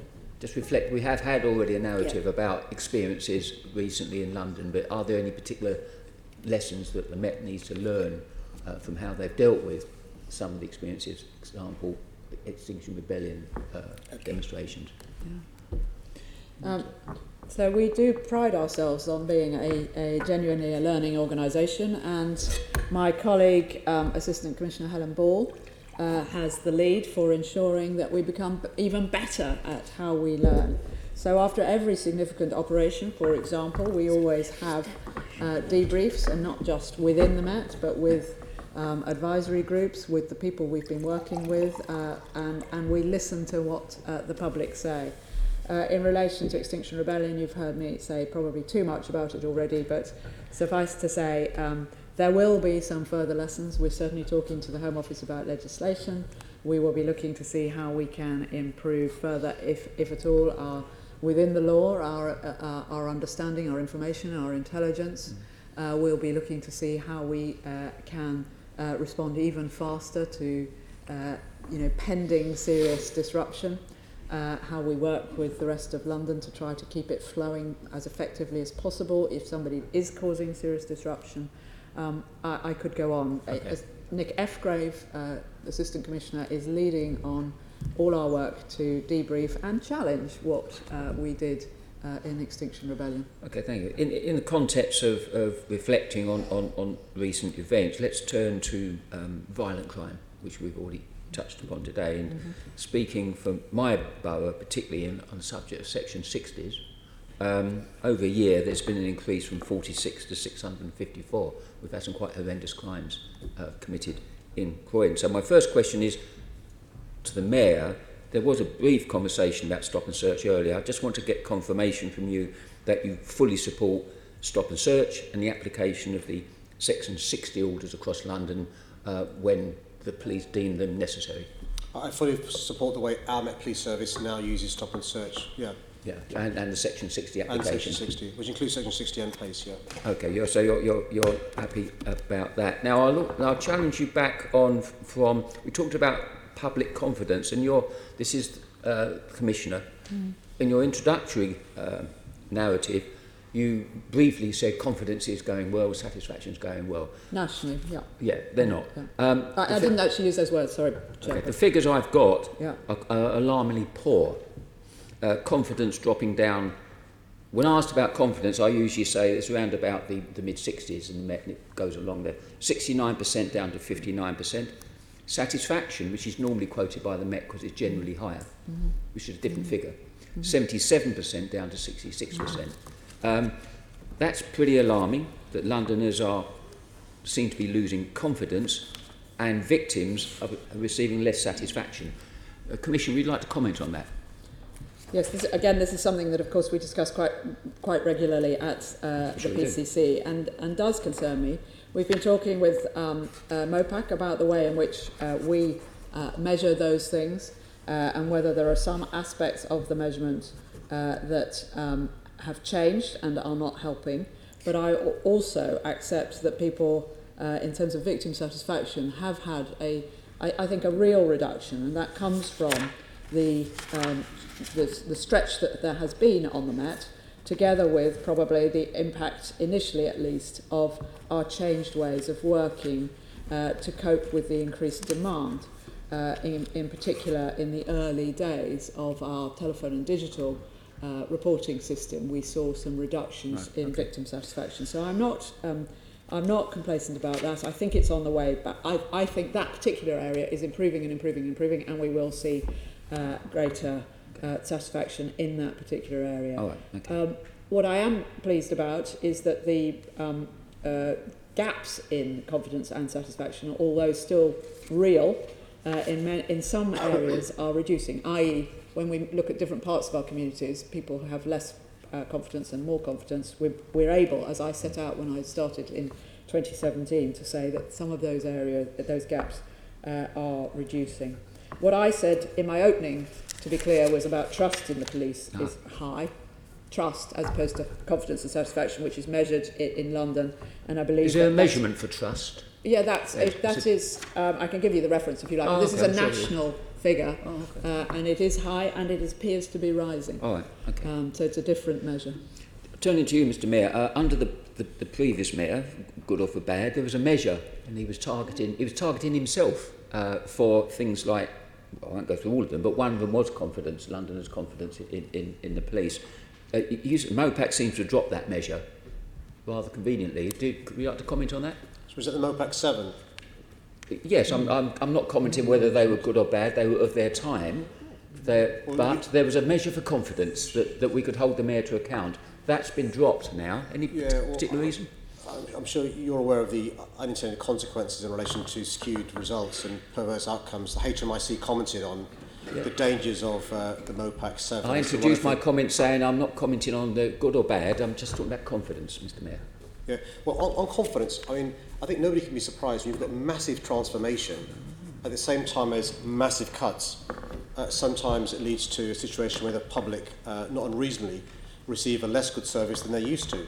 I'll give you a compare and contrast. In 2010, there was, and before, massive investment in our police, less massive transformation, increased confidence. And so one of the things I've been doing in my 3 years as mayor is increasing the resources that I can give from City Hall to the police, absence of central government support, trying to minimise transformation, but realising we've got to continue to be a learning institution. So the police over this period, it's worth reminding ourselves, undertaking body-worn videos.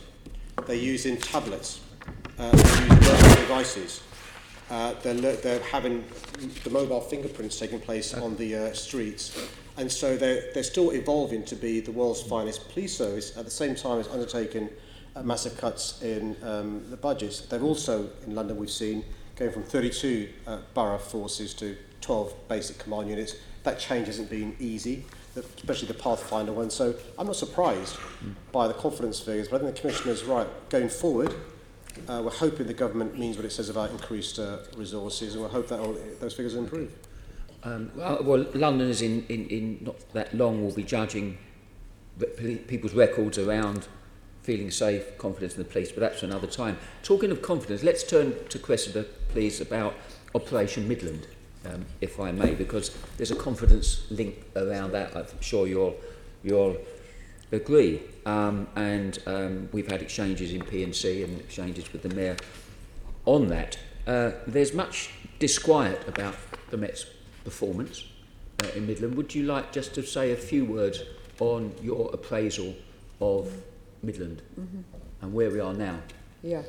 So the first thing to say is that colleagues will be aware that the Home Secretary has asked Her Majesty's Inspectorate to come in and provide an inspection and assurance about where the Met now is. And I welcome that, absolutely welcome it.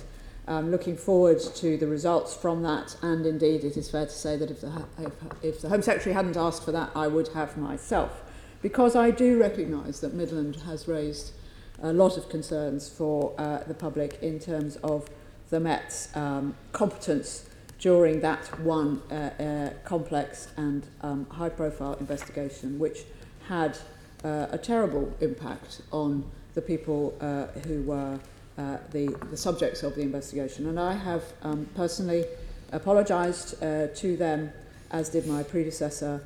I think they went through an awful experience, which would be hard for probably any of us here to quite imagine. We need to make sure that we have learned lessons and that the exact sort of circumstances that unfolded during Midland could not happen again. You'll be aware that I've appointed a Deputy Assistant Commissioner, Matt Twist, who is working directly to me to ensure that firstly the HMI are able to do their work effectively and report effectively and quickly.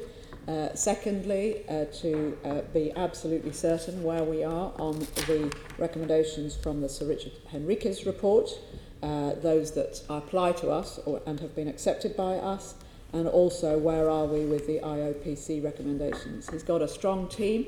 They are supported by subject matter experts, and he is working very closely and fast with all parties, including more recently Northumbria Police, who of course investigated Carl Beach, who is actually the person who through his appalling lies caused the devastation and is rightly now locked up for a very long time. So we have been talking to Northumbria to see what we can learn from that. I mean, you talk about Northumbria. I mean, it's not just the damage, tragic damage to reputation; it's the cost of this. And we talked about Met resources. Well, these are the mistakes made that are costing the Met $2 million and upwards. Bear in mind other court cases. And it's also been said that officers potentially unlawfully misled a judge to obtain warrants. My last question, really, and the question on this is about supervision. So this is not necessarily, from my point of view, a critique of perhaps officers on the ground, but about looking at structures of supervision from senior officers during such a high-profile and difficult case. It would seem that could be somewhere where the Met has made mistakes and where structures are profoundly wrong. Will you be looking into that? Mm-hmm. So I would want to just point out, of course, that the officers have been investigated and the IOPC have done their work, and they have come to the conclusion that there is no criminal conduct revealed in the work that they have done, nor indeed misconduct or gross misconduct.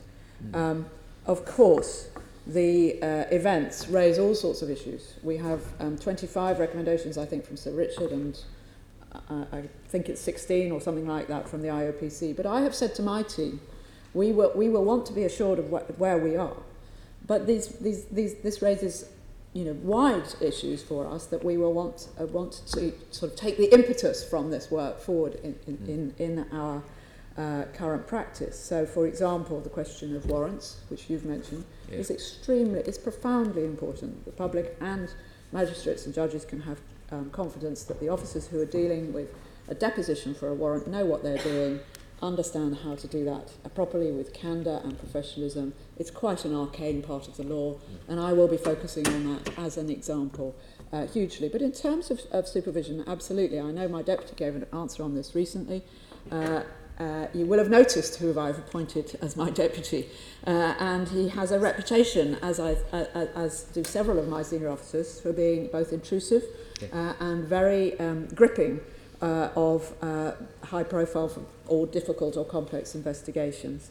And absolutely, we ask ourselves questions on a daily basis about the balance between allowing a senior officer who is in command to set a strategy and move things forward and not be unnecessarily interfered with by somebody like me who may not know the detail. On the other hand, to be asking probing questions. And I'm not going to give you examples, but I could give you examples of yesterday, the day before, last week, the week before that, where I and my deputy and the assistant commissioners have been asking very probing questions about how we are leading and supervising these kinds of matters. That's perfectly fine. Thank you very much, Commissioner. Assembly Member Devenish. Good morning, Commissioner. Last month I asked you 7 mayoral questions referring to Operation Bayborough. This morning I've got part answers to those questions, so thank you for that. But my overall question, following on from A.M. O'Connell, is Operation Bayborough, in your view, definitely not a mini Operation Midland? So Operation Bayborough is now has resulted in a charge and is going to trial. It is therefore, in that sense at least, very different from Midland, which did not get to that stage. And the CPS have therefore done a full review, as they would, and they have come to the conclusion that the matter should be charged. Given that it is sub judice, I don't think it's appropriate for me to talk about it in any sort of further detail. But I will, of course, be quite happy to discuss it with you once the matter is concluded. Thank you. But could you just confirm there's no other alleged offenders in process? It's just that one trial that's going to go on?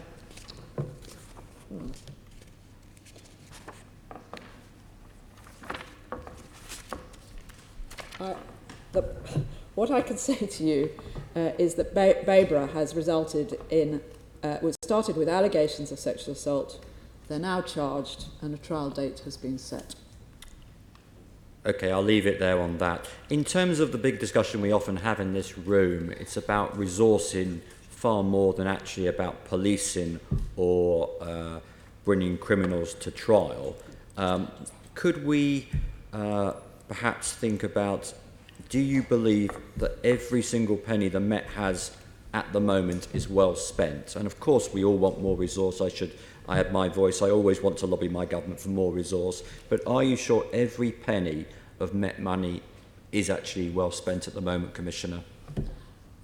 I can assure you that we are extremely efficient. I can assure you that we have very good plans for the future to become ever more so, and that the HMI would say so. I can assure you that everybody on my team knows full well that I expect us to be very good stewards of public money and to be constantly challenging where we spend money to make sure that it is in line with our strategy and our priorities and what the public would expect. I would be ridiculous if I suggested that I know where every penny is spent and that I am absolutely certain that that particular penny is appropriate. But I can tell you it is a very big part of the way we manage what I regard as a tight and ever tighter ship. Okay, I'll leave it there just to say I also like to add my words to AM Duval. I thought you did a much better job the second time round with Extinction Rebellion, and I hope they don't come back at Christmas. Thank you. Assembly Member Hall. I'm very, very concerned about this whole Midland affair, and so if I can ask you specific things on that. In a recent interview with Nick Ferrari on LBC, you said you were in your car listening to the radio when a detective superintendent connected with Operation Midland told a news conference in December 14 that the alleged victim, then known as Nick, was credible and true. And you said on radio that you knew straight away that this was a mistake. So, knowing that it was a mistake, did you raise concerns about this statement with officers at the time? Ask them to withdraw it? And if not, why not? So no, I didn't. I've given an interview about this recently in which I said that no, I didn't, and perhaps in retrospect I could or should have. What I would say is that this was, as you know, at a particular time, in a particular context of a huge volume of child sexual abuse investigations, very high profile, very difficult in a number of different ways. I was the Assistant Commissioner. I therefore was the line manager for Steve Rodhouse, who was in command, a very senior officer. And the press conference took place, I think, on the 11th of December, and I was in the process of handing over my responsibilities and had done so by Christmas that year.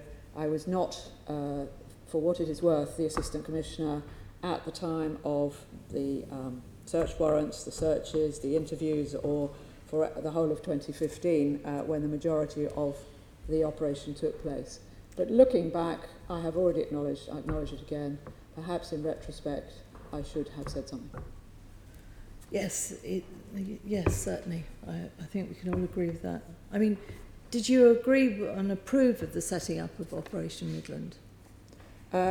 Yes, I did. I was the Assistant Commissioner. As I say, there were a huge variety of different historic child sex abuse allegations flooding into the Met as a result of the of Utri and the Jimmy Savile case. I look back, I have looked back recently at many of those for obvious reasons, and I believe that they were, in the vast majority of cases, difficult decision-making, very nuanced decision-making in many cases, very, very well investigated. But Carl Beach, we now know, a terrible liar, but somebody who I think anybody who has watched the tapes or read the transcripts as I have, and indeed Sir Richard did, would probably conclude was in some respects a very good liar. In some respects, very good liar, and credible when you watch a tape. He appeared credible to the investigating officers. He made some very, very, very serious allegations, and quite clearly they could not be, not that you would be suggesting this, brushed under the carpet. They had to be investigated. So I knew that Midland was starting as an investigation on the date that it was.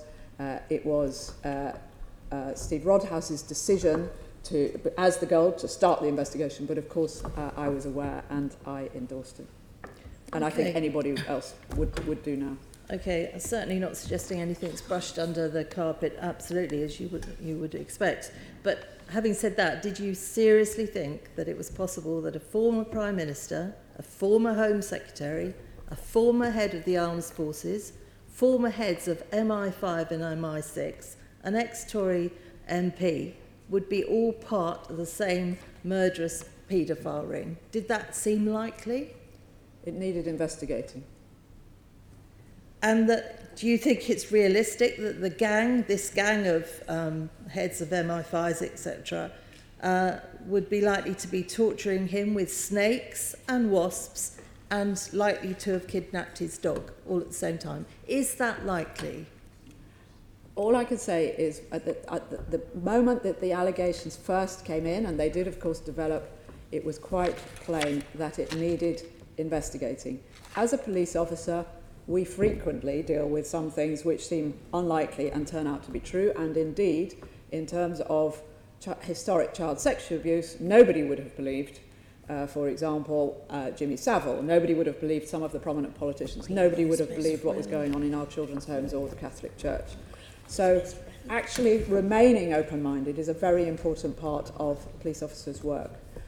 Clearly, some allegations, to go to your point, are more hard to believe than others, but we have a job to do and we had to start an investigation. Yes, and I think it was made clear that Sir Richard Hendriguez thought that it should have been stopped far, far sooner than it was. So I think I would absolutely acknowledge that there are many lessons to be learned from Midland, and that we could and should have reviewed more critically earlier, and perhaps that would have resulted in it finishing earlier. Absolutely. And saving a lot of people an awful lot of personal harm. Did you at any stage discuss Operation Midland and a linked rape inquiry into Lord Britain called Operation Vincenti with Labour Deputy Leader Tom Watson? I did not. Okay, thank you. How much of a responsibility do you bear for the failings in Operation Midland? I think I've outlined my role. I was the Assistant Commissioner for the first few weeks. Steve Rodhouse, the DAC, a very, very senior officer, had, at my instigation, taken the overall lead for all the historic child sexual abuse cases. This is also obviously on top of all the other responsibilities we had, in my case, central operations, including all of public order and firearms, homicide, rape, a whole variety of things.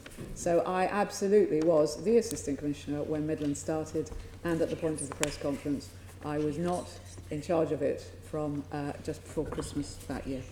Okay, I would just say that I think it's damaged the reputation of the police quite considerably. I mean, 43 major blunders highlighted by Sir Richard Hendriguez. That is why the public are so upset by this, and I'm sure you understand. If I can move on to Extinction Rebellion, can you just confirm for me, setting up shop, as you mentioned earlier, and camping in public places, is that legal? It's not of itself an offence. However, highway obstruction, of course, is, and failing to comply with the directions under the Public Order Act is. So they are and causing a serious disruption under the Public Order Act. So really they are acting in an illegal way. Given that Section 14 of the Public Order Act was used to ban the protests from the whole of London, last time, will you consider using this power again for future protests, particularly in December, because we're told they're coming back for another couple of weeks? So this is not a power that can be used preemptively in any practical way. Again, an area we are talking to the Home Office about. But absolutely, we sometimes impose conditions on protests, processions and assemblies, and we are used to doing that. We applied conditions very early on in this protest, as you may know. And the condition was that people should protest in Trafalgar Square. Then, over a week later, we changed. We caused conditions to cease. This is not an unusual thing for us to do. We frequently say to protesters, "There's a time limit on this." Absolutely. And so that's exactly what we did, and absolutely, I would consider it in the future. As you know, there is a legal challenge to the way we did that, and we will await with interest what the court says, the judicial review says. Well, for anybody watching, Section 14 does make clear that if there's it's assumed that serious disruption to the life of the community can be affected, you can use it. And I can confirm, along with thousands and thousands of Londoners, their lives were seriously affected by that. How often did you speak to the Mayor during the recent Extinction Rebellion protests? I have no idea. The Mayor and I speak occasionally about a variety of different matters. We also text each other occasionally about operational matters. I don't know, it won't have been many times, and I don't actually remember talking about Extinction Rebellion because I'm very conscious that protest is a politicised issue. It often is a contested issue. So I wouldn't want to compromise the Mayor's position. Decisions about what we do operationally are decisions for me and my commanders, and they were during that week, and they will be next time. Okay. Annie, when the Extinction Rebellion was doing their thing in April, you spoke every day. What's the difference between the first time and this time? We had lots of things going on, and I suppose one other difference was that there was even further political interest in all sorts of ways in what was happening. So I gave operational updates to a number of people, as in, this is what's happening in different areas, this is what we're now doing. And that included the Mayor, mostly, I think, probably by text. Okay. The Mayor, obviously, well, I'll ask Mr. Mayor. Mr. Mayor, you say you don't get involved in operation advice to the Commissioner, which is completely correct. But you put out a tweet saying that I've asked the Met officers to find a way for those who want to protest the climate emergency to be able to do so. Well, this isn't helpful to police officers, is it, who are trying to stop this nonsense going on? Well, let's be clear. An impression was created that all protest in London would be stopped and was unlawful. That's not the case. That's not the case from the police, and it's important for people to realise that there is a balance to be struck between protest and policing. The police are perfectly willing and do it on more than 3,000 occasions each year to facilitate protest, but it's got to be lawful and it should be peaceful too as well. But we've established it's not lawful to park a boat in the middle of the road, to drive a fire engine up against a property and spray it with stuff. It's not lawful to shin up Big Ben, etc., etc. So they were not behaving in a lawful way, and yet you encourage them to be able to protest elsewhere. I mean, the police need assistance, I would suggest, Mr. Mayor. Just like I wouldn't deem to make a sweeping generalisation against Conservative politicians, nor would I against those who want to protest against the climate emergency. It is not the case that all protesters were breaking the law. It is not the case that all protesters were deemed to be committing offences sufficient for them to be arrested. The vast majority of protests across our city are lawful and peaceful, and long may that continue. Well, as there is an election coming up, I can only assume you're facilitating them in that way. It's a great shame because the police need assistance at this £40 million to police this is money that the Met cannot afford. Thank Agree, you, and Madam the £1 billion Chair. of cuts made by the government is money we can't afford to lose either. And we've Yeah, lost so yeah, far yeah, more yada, than yada, £850 million from this government, and I'll carry on lobbying for those cuts to be reversed by the government. Mr. Mayor. Just Assembly Member Hall, please. You've asked some questions about Yes, a I've finished really now, thank you. serious matter. If you would just contain yourself so we can move on. Assembly Member Whittle, you have less than a minute. Commissioner, going on there from what Assembly Member Hall said about the fire engine, I've actually asked the Mayor a question about this, but I haven't heard anything back from the police yet. Can you explain, forget about the subject of the protest, on a pure security basis, this thing came down the Mall somehow, parked outside the Treasury for 3 minutes before any police arrived. It could have been a massive terrorist attack, couldn't it? It just so happened that it was a protest with red paint. But how, in the middle of the Golden Triangle, as it's called, how could that have happened? How operationally could that have happened? I think we need an answer. No, this is a serious matter. So can you give a quick response to the member's question? I'm sorry, Chair's ruling. I didn't quite understand the phrase "in the middle of the golden time." I'm not trying to delay here. I'm prepared to stay for another minute, but Golden Triangle. Sorry. Most In the middle. protected I part apologise. of I missed the UK police Right. force. Okay. So actually, I think the response was fast. This is not an area which is subject to roadblocks all around it all the time. Of course, it's not. We don't live in a police state. People are able to drive vehicles, and sometimes vehicles do pause. We have a very good working relationship with, and getting better because of the number of protests we have in the areas with government buildings. The police were on the scene within less than 3 minutes. The people were arrested. It is possible to have a liveried fire engine driving around, even though it's not a modern, LFB engine. And that is one thing we are looking at, is whether liveried vehicles, when they are sold, obviously complicated issue for policymakers, should not be allowed to continue to be liveried. But in the Mall? Sorry? In the Mall? It's allowed in the Mall? Yes, you can drive, absolutely. Assembly Member Whittle, don't go too far. Sorry, fair enough, Chair. Okay. But we are reviewing it. I promise you we are reviewing it. Sorry. Okay. Assembly Member Bailey.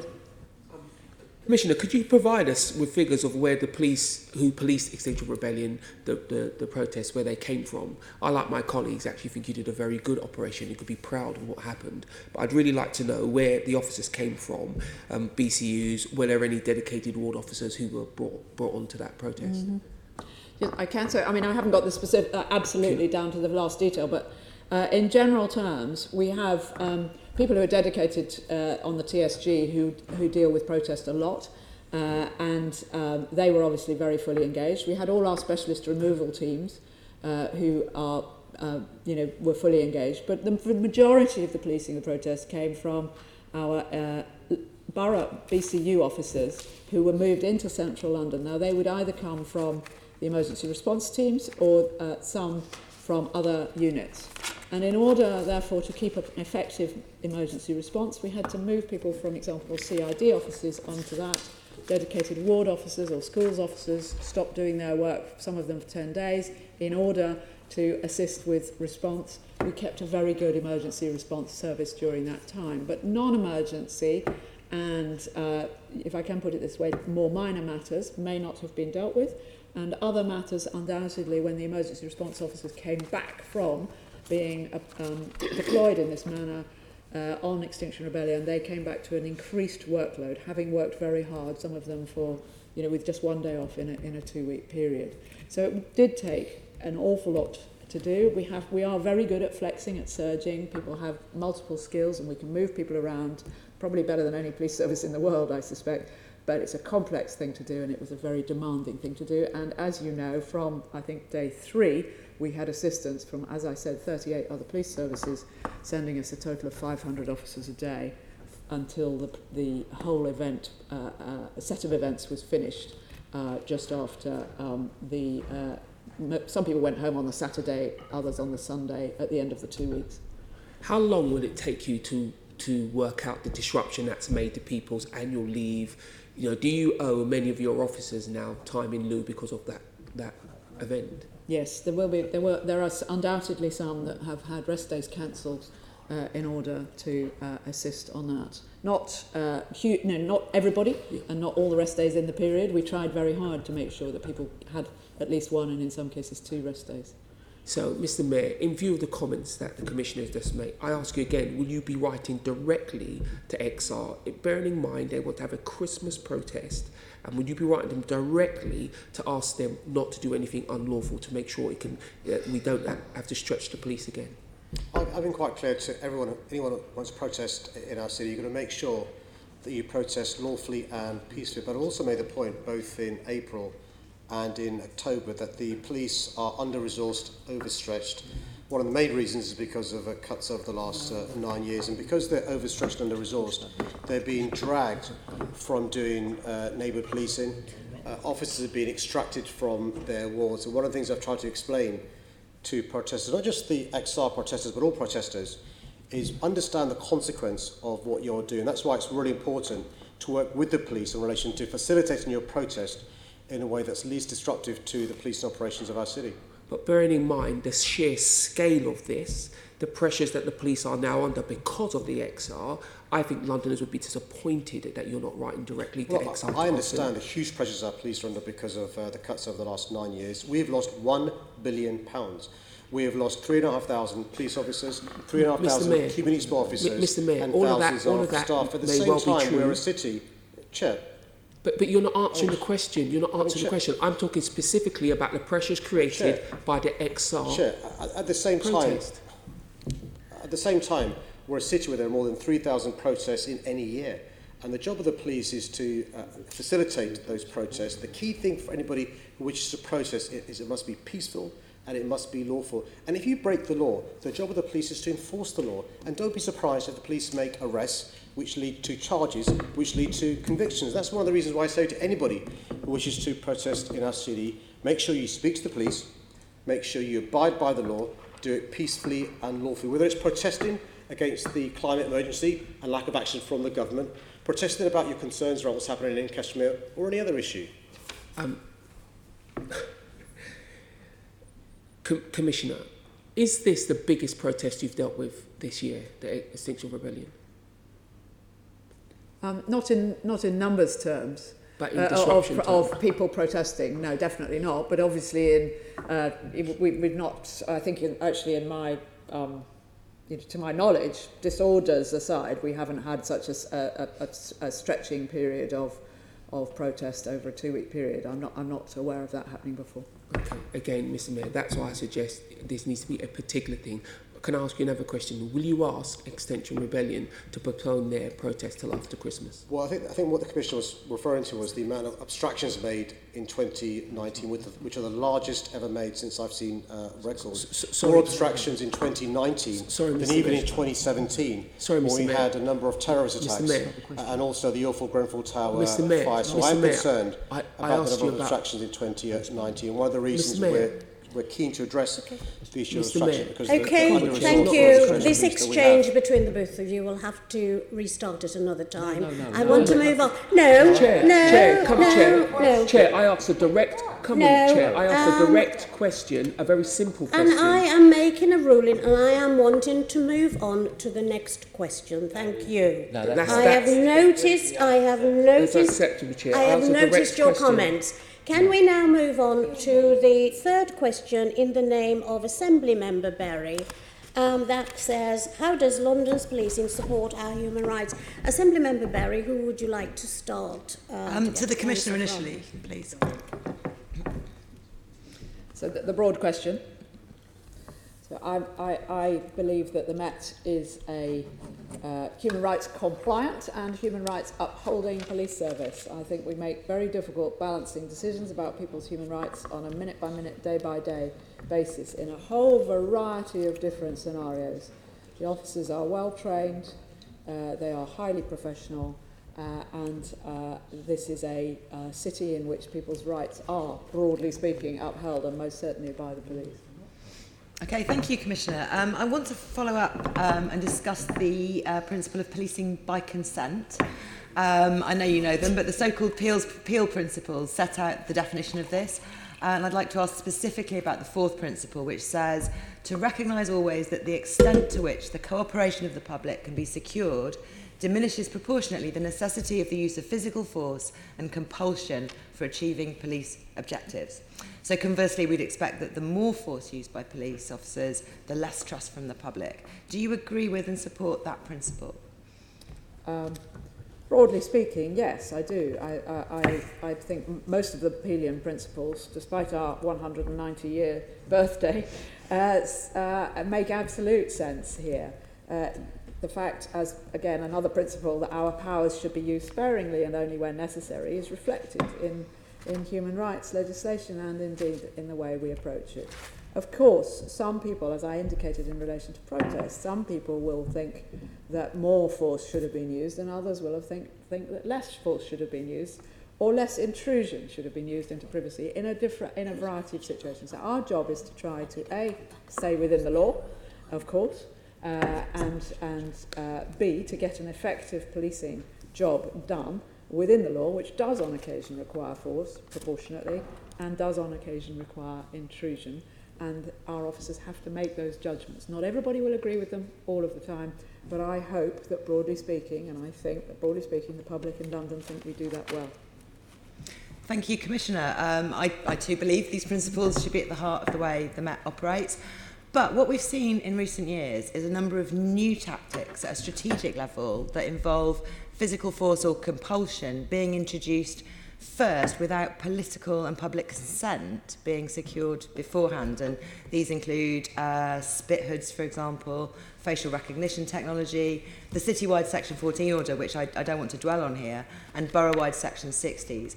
Now, I think you might be going about the introduction of new tactics in the wrong order. Shouldn't we be having discussions about these new intrusive tactics and the ways in which human rights might be engaged in advance?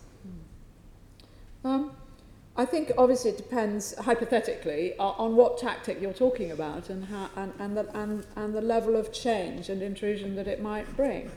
So there are certain things in which I think it's really obviously very important to have a discourse in various ways with the public before we might make a change. But you asked, for example, about spit guards and the use thereof, and actually there was very, very, very, very extensive conversations with the public. Not formal consultations through statutory mechanisms, but very extensive surveying and conversations with all sorts of different people before, first of all, we introduced them in custody, and then secondly, I made the decision more latterly to introduce them on the street. So I think we are careful and thoughtful about that, but I will always reserve, because it's clear in the law that an officer has the right within the law to use whatever force or intrusion they think is necessary in that particular situation, and on occasions that will be a high level very early on, and that's what keeps people safe. They need to be able to start low and gear up, or occasionally start high. Firearms officer has to be there right now, and I would say the same with my ability or my senior officer's ability to change our strategy and our tactics in response to a particular change of threat or risk. Now, when you come to something like live facial recognition, I've been the first to say that new technologies, which should be being used by the police, in my view, need to be done so in a way which is in accordance with broadly what the public would like. And I am welcoming of as many conversations about this as possible. And I think we need to have a dialogue. But what would be a disgrace is if we get to 2025 and we're still talking and nobody is making any decisions about how we go forward. And I do have freedom as the Commissioner to decide operationally what tactics we will deploy, what new technologies we might wish to use, and I will always want to do that with the support of the public. I'll move on to the Mayor now, but in respect of spit hoods, I'm not sure things happened in the order that you set out there. In September 2016, there was an announcement that they would start to be used, at which point we all heard about it, I think, for the first time. The Guardian reported on the 6th of September that the Met have said they will pause plans to introduce spit hoods after a torrent of criticism from human rights groups. And the Guardian understands the Met failed to tell the Mayor of London about the controversial scheme that was due to start within weeks. It's the order in which things happen. Obviously, after that, there was a big debate, but it's the order that I'm thinking about here.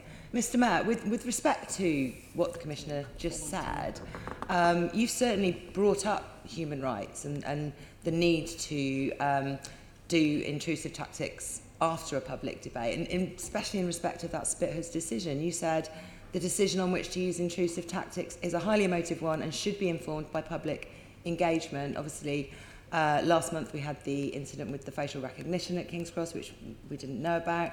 It seems to me the police are generally seeking political and public forgiveness, not consent, when bringing in new tactics. And would you agree that's been your experience so far? No, I think both this Commissioner and the last one, nobody's perfect, really try hard to engage, consult, educate the public. Let me give you just some examples. It's because the police do what they do that we're able to enjoy the right to life, the right to a fair trial, the right not to suffer inhumane and degrading treatment, the right to family and privacy life, the right to protest. Some examples. One of the concerns the Commissioner will have in relation to homicides and violent crime is because of the Article 2 right to life.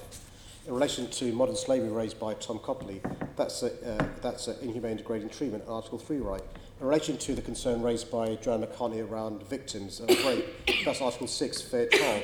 In relation to concerns around buffer zones around abortion clinics that the police enforce, that's Article 8, right to family and privacy life. In relation to protest, the reason why we have more than 3,000 protests this year and the police work incredibly hard, including 2 Saturdays ago, is Article 10, right to protest. And so it's because we've got the best police service in the world and they engage and facilitate and consult that we can have and enjoy these human rights. Are they perfect? No, but nobody is, me least of all.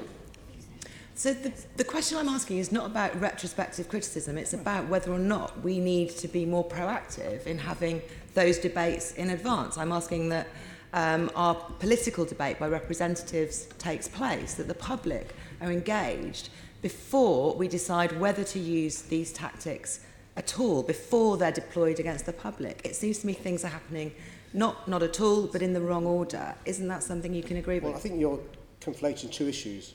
One is consultation with the public, two is human rights.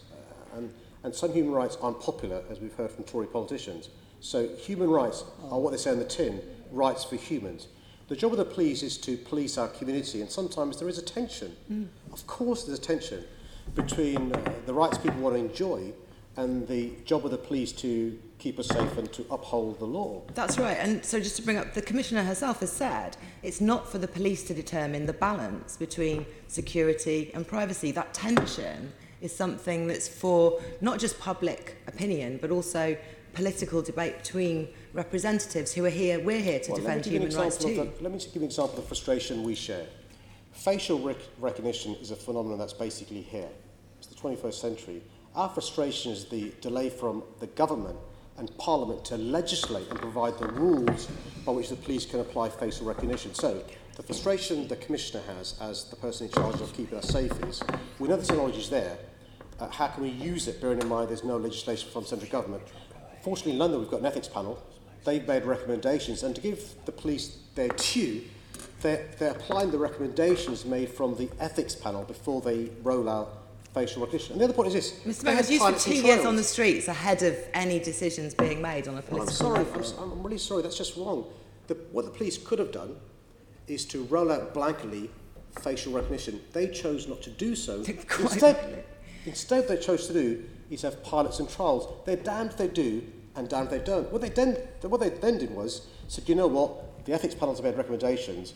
We're going to follow those recommendations and pause until we can do so. I mean, I think you've got to give some credit to our police service who've got a really difficult job in relation to making sure they uphold the law, but also respect and make sure we can enjoy our human rights. And the problem is the delay in legislation from national government and our parliaments. I just have to stop now, but I just hope we can get the balance of the order right in future. Time's up.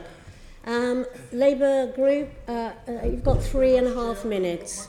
Well done, Mr. Mayor, for answering that dilemma that we all face in respecting human rights. I now want to turn very quickly to a human rights issue of young people.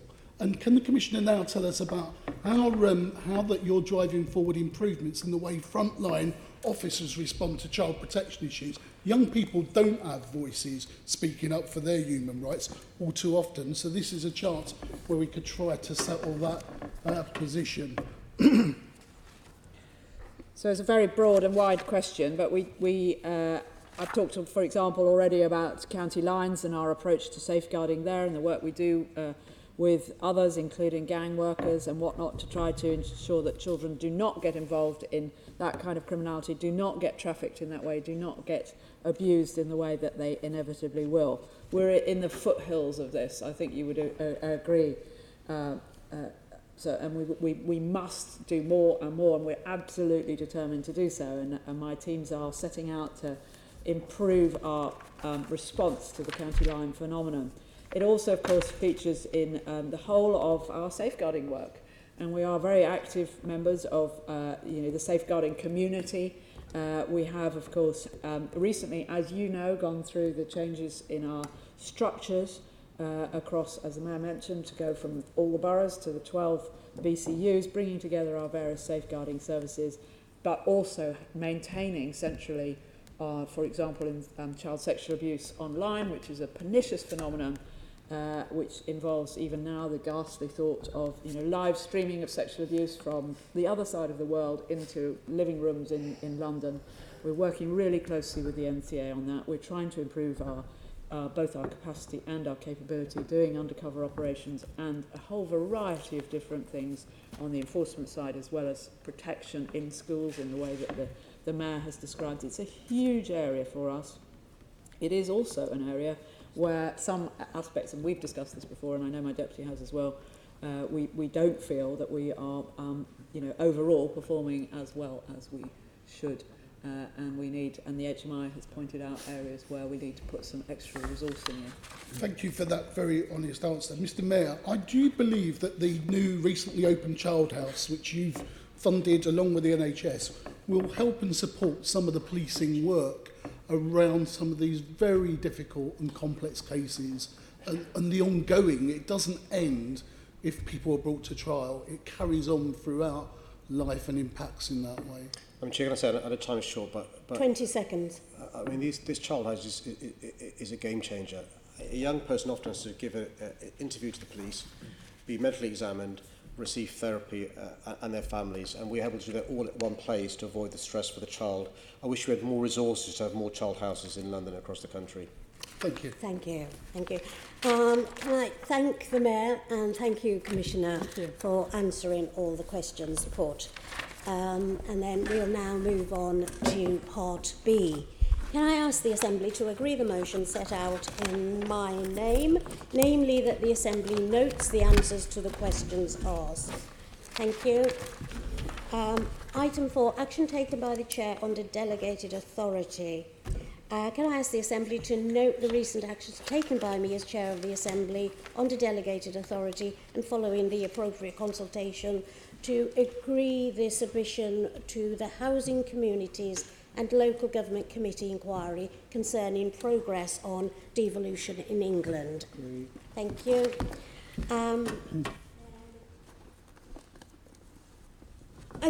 Thank you for your attendance, Mayor.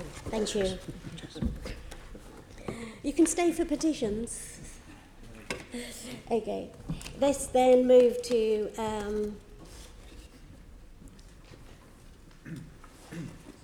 Thank you.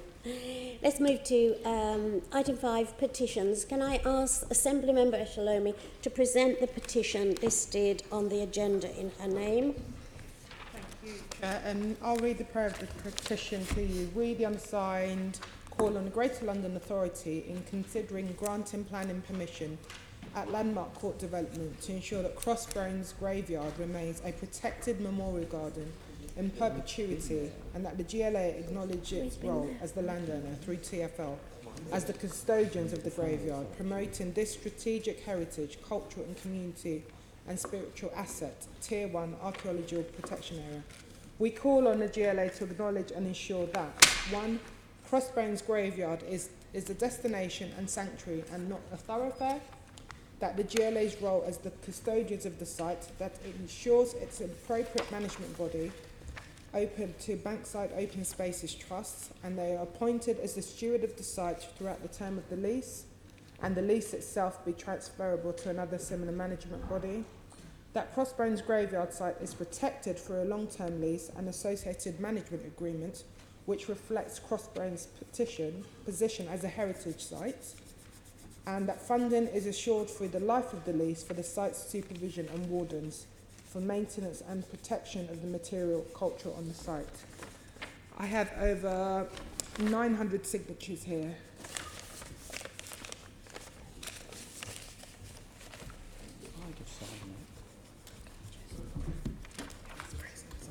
Can I ask the Assembly to agree to forward the petition to the Mayor of London? Thank you. Petition update. Can I ask the Assembly to note the responses received to petitions presented at the recent Assembly meeting? Noted.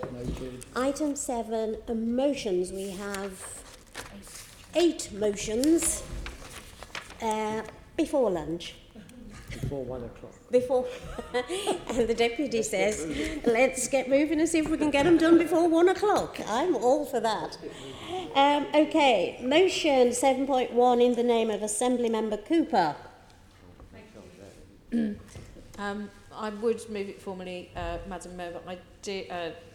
It's okay if you're not going to do it, just speak to it. I am going to speak a little bit, because I just think it's really important that in this particular time that we do reflect on the fact that diversity has been one of London's great strengths. And for generations, people have been drawn to the capital city. In apocryphal stories, Dick Whittington, who came to find the streets were probably not paved with gold. Actually, they were probably paved with something that came out of horses at that time, of course. But people from different backgrounds, nationalities and faiths have come to this city over literally thousands of years, and we have developed the ability to live together. We're a city that doesn't just tolerate diversity, we celebrate it. We're a city that recognises the contributions that have been made by different communities over the years, and the fact that that enriches our way of life. 1 in 3 Londoners was born outside of the UK. And if you add in Londoners, although they may have been born here, probably their parents were born outside of the UK. We're a city that 1 million citizens of other EU countries have chosen to call their home. We know the value that EU citizens have brought to our economy in hospitality, in care, in many jobs throughout the city. They are net contributors to the exchequer.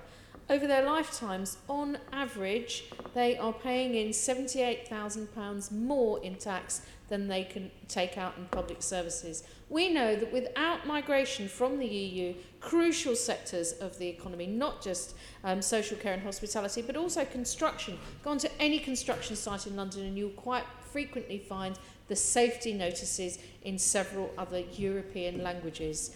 And we would be struggling to fill these posts without the support of people who have migrated here from other parts of Europe.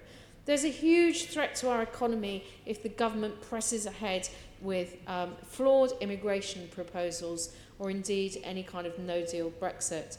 Recent research from the Mayor's GLA Economics Unit has shown that 60% of the jobs held by workers in the European Economic Area would not meet the government's proposed skills and salary criteria. But the contribution of these Londoners cannot just be measured in pounds, shillings and pence. These EU citizens are our colleagues, our neighbours and our friends, and they're Londoners. They've had to worry about uncertainty created by problems in the process of applying for settled status. And Fiona spoke very eloquently about this only at our last meeting. They've had to worry about a Prime Minister who illegally closed down Parliament, and that was decided by the courts, trying to make us crash out of the European Union. They've had to worry about a Prime Minister who does not speak for them and apparently does not care for them. In contrast, the Mayor of London has taken many actions to ensure London remains a welcoming city. The EU Londoners Hub has provided EU citizens with information about how to apply for settled status and where to go for advice and support. He's awarded £50,000 to 15 community organisations across the capital to reach groups we know are facing particular challenges at this time. These include older Europeans, people sleeping rough, and Europeans who are disabled. In September, City Hall hosted an event celebrating European culture and European communities. And as part of that event, there was free immigration advice, there was discussion about the impact of Brexit, as well as cultural activities that people could enjoy, such as European musicians playing at the Scoop just outside the building. And I would hope that some of my colleagues over there might even have attended that. The London is Open campaign, which was launched immediately after the Brexit vote, underlines that London will always be proud of our diversity and inclusive to anyone. Unfortunately, we are still in a situation of Brexit uncertainty, which is really difficult for many EU citizens. So it's crucial that today this Assembly comes together to celebrate London's rich diversity and the benefits that this brings not just to our economy, but also to our culture and our public services. And I hope you support this motion. Thank you. Thank you very much. Before I call any other speakers, will members agree to, in accordance with order, in accordance with Standard Orders 2.9, can I ask the Assembly to agree to extend the meeting in order to finish the business on the agenda? Agreed? Agreed. Assembly Member Copley, will you second the motion? I'll do it formally, but I will reserve my right to speak because I want to hear what other people are going to say. Members don't have to give me any explanation. Okay, you reserve your right. Can I hear from Assembly Member Russell? Thank you, Chair. I don't think we can overstate the stress, the anxiety and the sheer hurt that Brexit has inflicted on our fellow EU citizens, our friends and neighbours here in London from countries across the EU. Many of these people have lived in our city for a long time. They've brought up their children here. They've brought their skills and expertise to help our economy and our society. They have contributed to our communities at every level. And in many cases, they have made this country, this city, their home. And they now, understandably, feel anxious and uncertain about their future here, about their ability to remain living in this country that they call home. And if they have children, they're worried about the security and status of their families. And it's not just our European friends and neighbours in London who have suffered in the fallout from the referendum on leaving the EU. Racist hate crimes against people of many different backgrounds and ethnicities have increased dramatically since 2016. In the month after the referendum alone, hate crimes rose by 44%. The increasingly toxic nature of much of the public debate on Brexit has apparently legitimised these despicable attacks in the minds of some extremists. I commend the work done by this Assembly and by community groups to combat this poisonous xenophobia and to restate London's pride in its wonderful diversity, without which our city would be diminished in every possible way. The Green Group fully supports this motion. Assembly Member Bailey. As someone who comes from one of the communities that is a big part of London's diversity, I just want to impress upon anybody listening that it's not only EU citizens that are part of the tapestry of London, but other communities as well, people from many, many other diasporas. And if we think that it is Brexit that led to people having racial tirades, I think you'll find that's wrong. I was born in Britain, I've been here my entire existence, and racism existed long, long before the Brexit debate. The Brexit debate may have shone a light on how people feel, but it's not about Brexit, it's about our communities working and coming together. And sometimes you have to be careful that in our desperate politicians need to scrape every vote out of everyone, we don't build on the fear. Because sometimes I listen to the debates we have in this chamber about Brexit and about hate crime, and I wonder if we're adding to that rather than decreasing that. So while this is the right thing to do, and I will be voting for it, I just think we all should be very careful about what we attribute to, and not to forget that there's communities that have had these challenges long before Brexit, and probably will have them long after Brexit.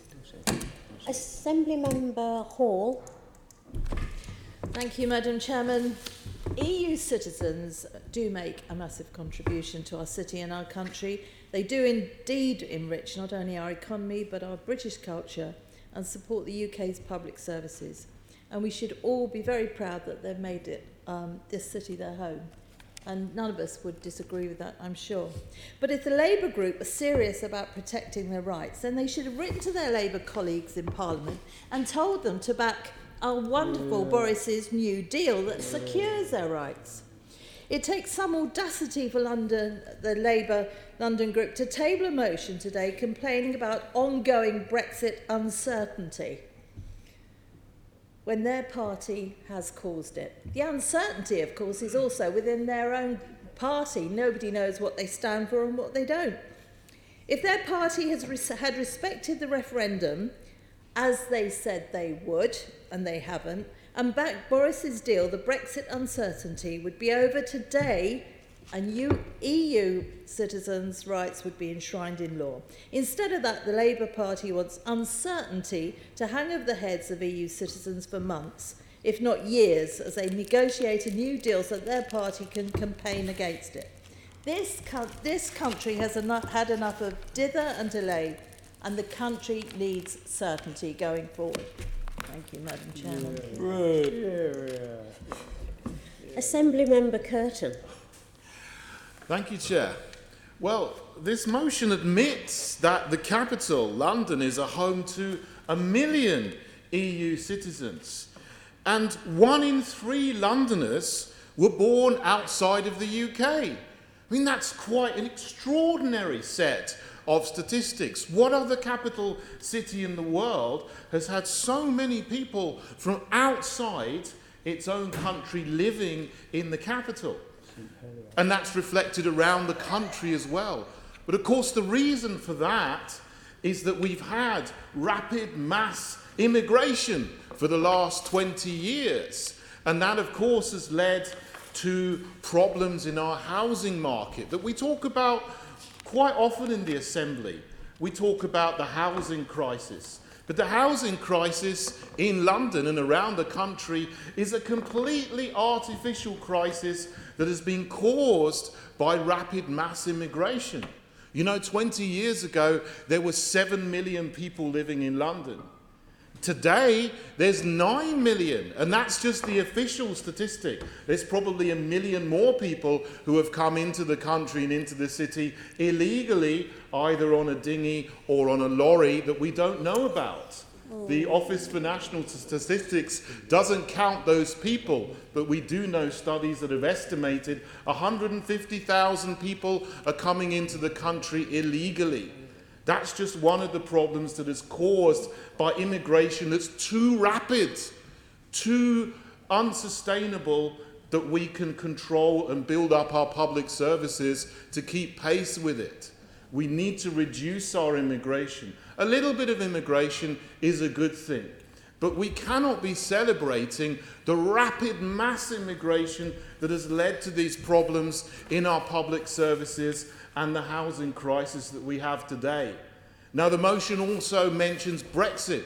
But the good thing about Brexit, particularly if we have a proper, clean break, no-deal Brexit, is that not only will we gain control of our sovereignty and our money and our laws and our trade and our fishing waters, but we'll also gain full control of our borders.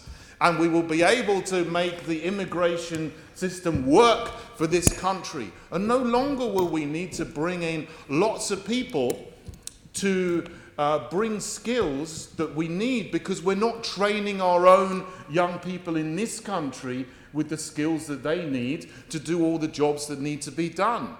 And we won't be taking people with skills from other countries to come here and depriving other nations of their young people who are skilled in jobs that those other countries need. Now, for example, there's more Malawian nurses working in the UK than there are in Malawi. How can this be? That's not a good thing. We should be training enough British young people to be nurses and doctors and engineers and plumbers and gas fitters and electricians, so that we don't need massive immigration into this country, which then causes these knock-on problems in our housing market, in school places, in pressure on accident and emergency units in hospitals, and all these other things. So I'm not going to be voting for the motion, surprisingly, because common sense would say we need to have sustainable immigration, not mass immigration, and Brexit, of course, is going to be a very, very good thing for our country. Thank you, Chair. Okay. You can't fault the delivery. Where's the rapturous applause? Okay, let's go to the... Oh, Assembly Member Copley, right of reply. Thank you, Chair. Well, I'm glad that most members around this horseshoe are going to be supporting this motion. I think most members around this horseshoe do agree that London's diversity is its strength, and where the member for the 1950s sees 1 in 3 Londoners being born in a different country as a bad thing, I think most of us think it's one of the things that make this city the greatest city on earth. It's no coincidence. And I don't know what Assembly Member Curtin proposes to do about immigration to this city from Manchester and Leeds and from Edinburgh and from other parts of the country.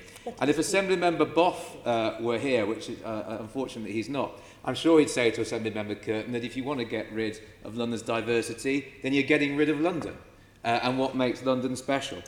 We have more than 300 languages spoken in this city. London is the most linguistically diverse city in the world, and we all benefit from that. We all benefit from talented people coming from around the world. I don't know what Assembly Member Curtin would think would happen if the 25% of London's to the housing crisis, if the 25% of London's construction workers from the EU all suddenly went back to the countries where they came here from. I don't know how he thinks that would benefit the housing crisis and the construction of the homes that we need to solve the housing crisis. I don't know what he thinks would happen to the NHS if all the nurses and doctors and medical staff that have come to this city from other countries were to suddenly leave this country. I certainly wouldn't want to get sick if that were to happen and to have to go into hospital. And I've heard what Assembly Member Bailey said about Brexit and not building up the fear around it. But I think one thing that really builds up the fear with EU citizens is the rhetoric which has been coming out of the government. Less than 2 months ago, Priti Patel was saying to EU citizens that she would end freedom of movement overnight tonight. Now that, of course, she had to row back on that a little while later because that would have been illegal. But the message has been sent and the mood music has been created. Similarly, Brandon Lewis was telling EU citizens that if they missed the deadline to register their immigration status, they could be deported. And it does feel like this government is throwing EU citizens under the bus in order to appease the Brexit party. And Assembly Member Cooper made the point very well that this isn't actually just about the wonderful enriching that EU citizens do to the diversity of our city.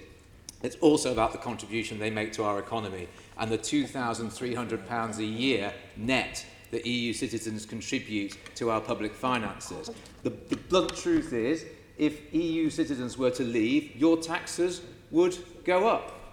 So I think we have to contrast, and I would contrast, what the awful rhetoric that's coming out of the government with what the Mayor is saying, with the London is Open campaign.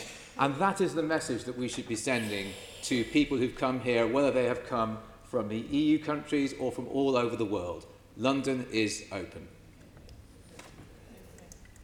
Assembly Member Cooper. Do I want to sum up? No. No. We'll not have rudeness. Either we have petitions or we don't. Assembly Member Cooper, you can summate if you'd like. No, I wouldn't wish to add anything to the debate. Thank you. Okay. Let us go to the vote. Those in support of the motion in the name of Assembly Member Cooper. 1, 2, 3, 4, 5, 6, 7, 8, 9, 10, 11, 12, 13, 14, 15, 16 in favour, Chair. Those against? 1 against, Chair. O'Connell? One against. Thank you. Okay, I'm just handing over to the Deputy. And the next motion is in the name of the Chairman, Assembly Member Arnold. Okay, thank you very much. This Assembly notes that October marks Black History Month, the annual commemoration of the contributions, history and achievement of black people in the UK. From the first Black Briton prose writer, Ignatius Sancho, published in 1766, to Lillian Bader, the very first black woman to join the British Armed Forces, and the very many women and men who emigrated from the Caribbean to the UK to help address labour shortages after World War II. This Assembly recognises the story of Black Britain is the story of Britain itself. London has a long cherished relationship with being a destination for new arrivals in Britain, making it the special place it is today. For instance, walk out of Brixton Tube, across Atlantic Road and turn right into Brixton Station Road Market. And you'll stumble across ambrosial smells, sounds and heady sights of African-inspired clothing, Caribbean restaurants, and reggae music being played from the record stores. You'll then look around and you will see multicultural London at its best. A reflection of so many localities within our great city.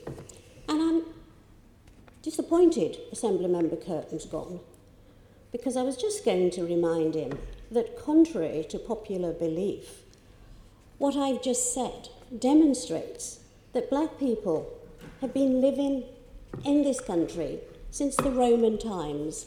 Got some fabulous mosaics over at the Museum of London to demonstrate that.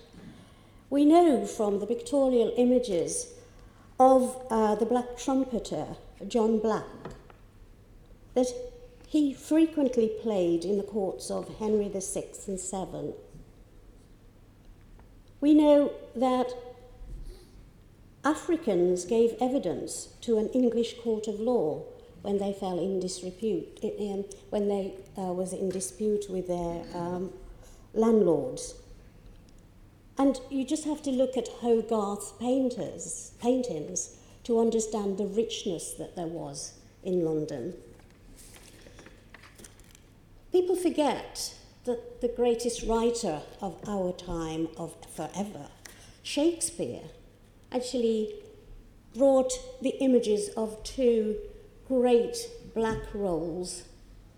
Many in the theatre would argue these are the greatest character roles in theatre. No mistake, he was talking about the world he saw about him and the world in greater Europe.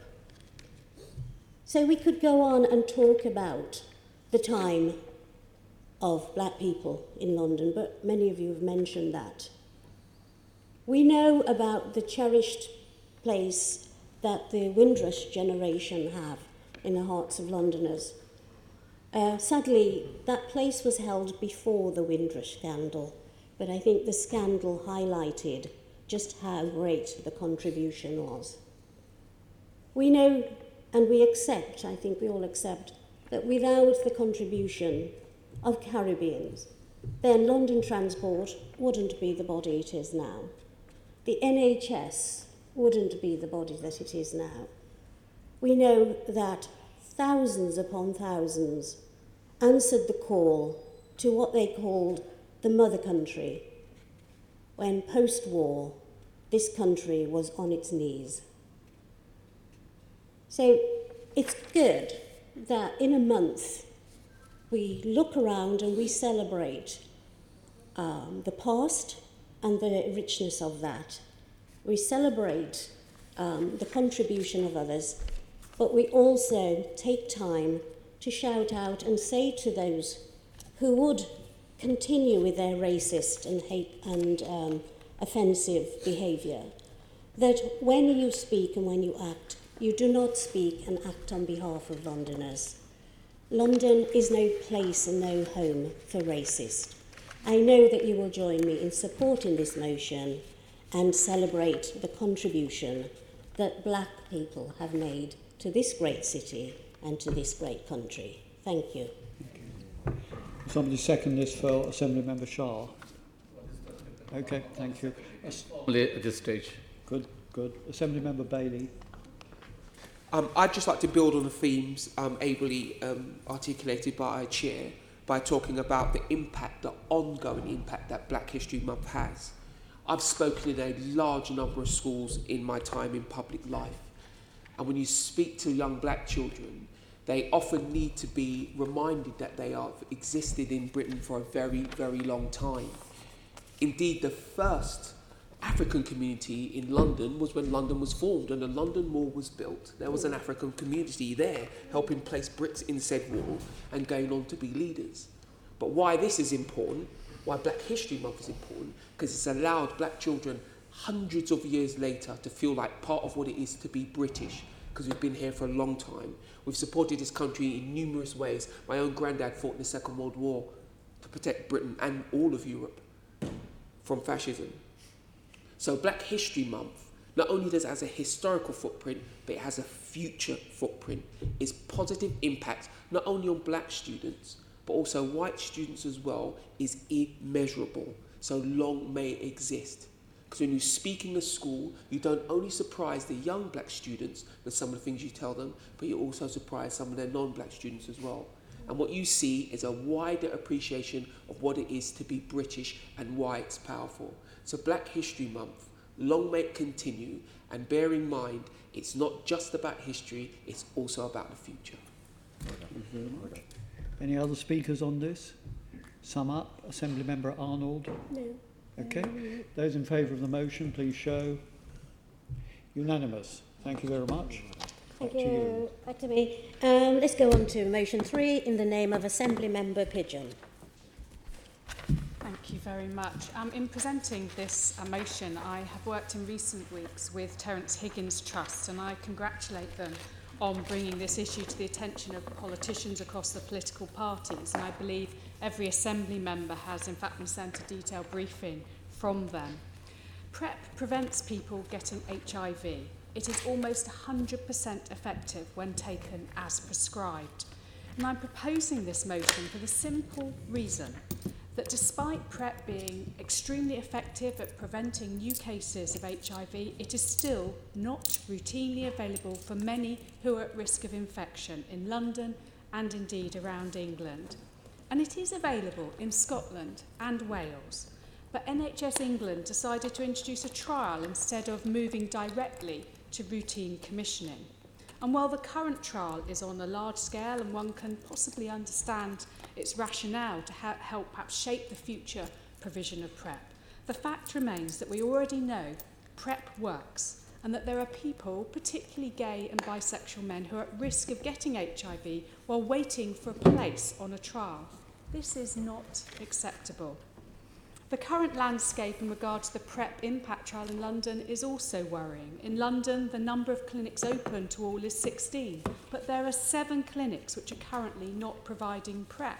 And most worryingly, just as recently as the 23rd of October, Dean Street, the largest clinic in London and the UK, advised on their Facebook page they were no longer accepting anyone onto the PrEP impact trial. There is also uncertainty about how the end of the trial will be managed so that nobody taking part will then find themselves without access to the drug. So this motion is calling for routine commissioning to be introduced from April 2020 onwards, ahead of the current end of trial date. And the reason for this date is that it is, of course, the start of the next financial year, and there are decisions that would need to be made about funding and organising the full rollout. Work needs to start happening now to get things ready for April. I think it's absolutely vital that all those who need PrEP have access to it as soon as possible. PrEP works, there is clear evidence about that, and in my view we cannot afford to not provide PrEP as part of routine sexual health services. We can and indeed we must prevent HIV transmission, and PrEP has an invaluable role to play. Please support this motion today. Assembly Member Copley to second. Thank you, Chair, and thank you to Assembly Member Pigeon for proposing this motion. And I presented a similar motion at Lewisham Council, which was passed, and many councils around the country are now passing these motions, which indicates the importance of the issue. And let's start with the facts. So, as Assembly Member Pigeon has said, PrEP is a drug taken by HIV-negative people, which is highly effective at reducing the risk of contracting HIV. In fact, if taken as prescribed, it is 99% effective. It's already been approved for use across the world, including in the US, Canada and France, and it's recommended for use by the World Health Organization. Yet astonishingly, it is not routinely available on the NHS. The only way to access PrEP is via the limited impact trial or by purchasing it. And unsurprisingly, demand for places on the PrEP impact trial have been huge, leading to people being turned away. Some people do buy the medication online, which is legal to do for up to 3 months' worth at a time. And the I Want PrEP Now website explains the best way to do this. But of course, not everybody can afford to do that. A friend of mine was turned away from a PrEP trial. He subsequently became HIV positive. Not only is that a personal tragedy for him, it's also an enormous long-term cost to the NHS, as he will now need a lifetime of expensive treatment.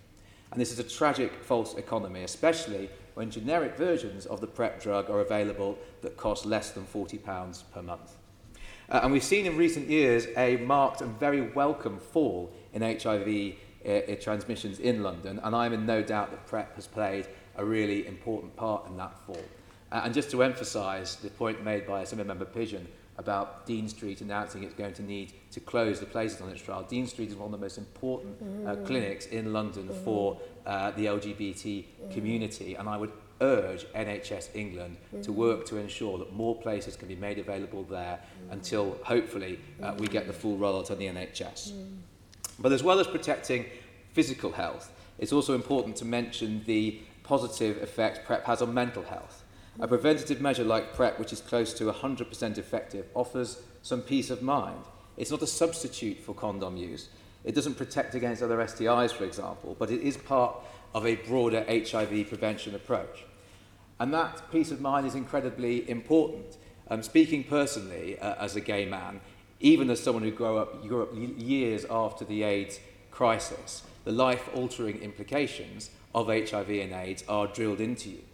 Now, sometimes that's with the best of intentions by people who are quite rightly seeking to promote safer sex, but other times from those who grotesquely seek to use the HIV/AIDS crisis as a weapon with which to attack the LGBT community.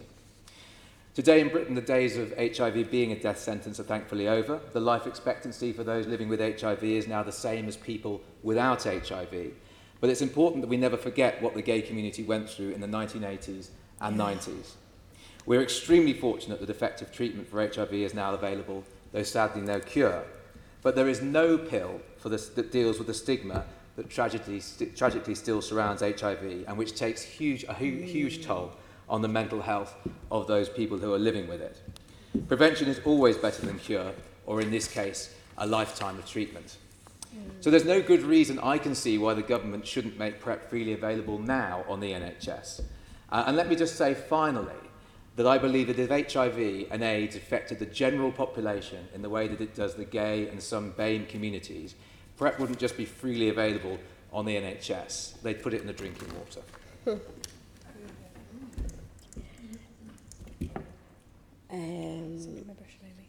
Yes, Assembly Member Eshalomi. I just wanted to come in quickly on this, Chair. I think just to echo the comments from Assembly Member Copley and Assembly Member Pigeon, just to say that this is a live issue in a number of boroughs, and as Assembly Member Copley mentioned, Lambeth recently passed a motion on this as well, and it's been a big issue for a number of residents in Lambeth and the Vauxhall part, and especially when we look at the Black and African community, where there is still a stigma in terms of people being open and honest about their sexuality, and those are the same people who desperately need the help and in making sure that they get diagnosed.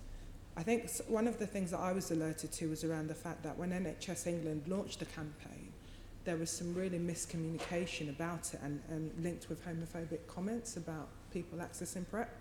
And that is going to stop people who may, one, be struggling with their sexuality, and two, seeking medical advice coming forward. So we need to call on NHS England to be reviewing the message that they're putting out against this and increasing to fund it. And I think we are good in terms of early diagnosis, but the group that are really quite late in terms of early diagnosis are still the black Africans. They're more likely to be diagnosed later than the white population. So the figures from 2017 state it was 54% for white British compared to 27% for black Africans. So there is still a really big problem within the black African community around us. So I think, I'd echo everyone's comments to say that we continue to lobby and push the government to make sure that this is rolled out, especially in some of our diverse communities in London. Thank you. Assembly Member Russell.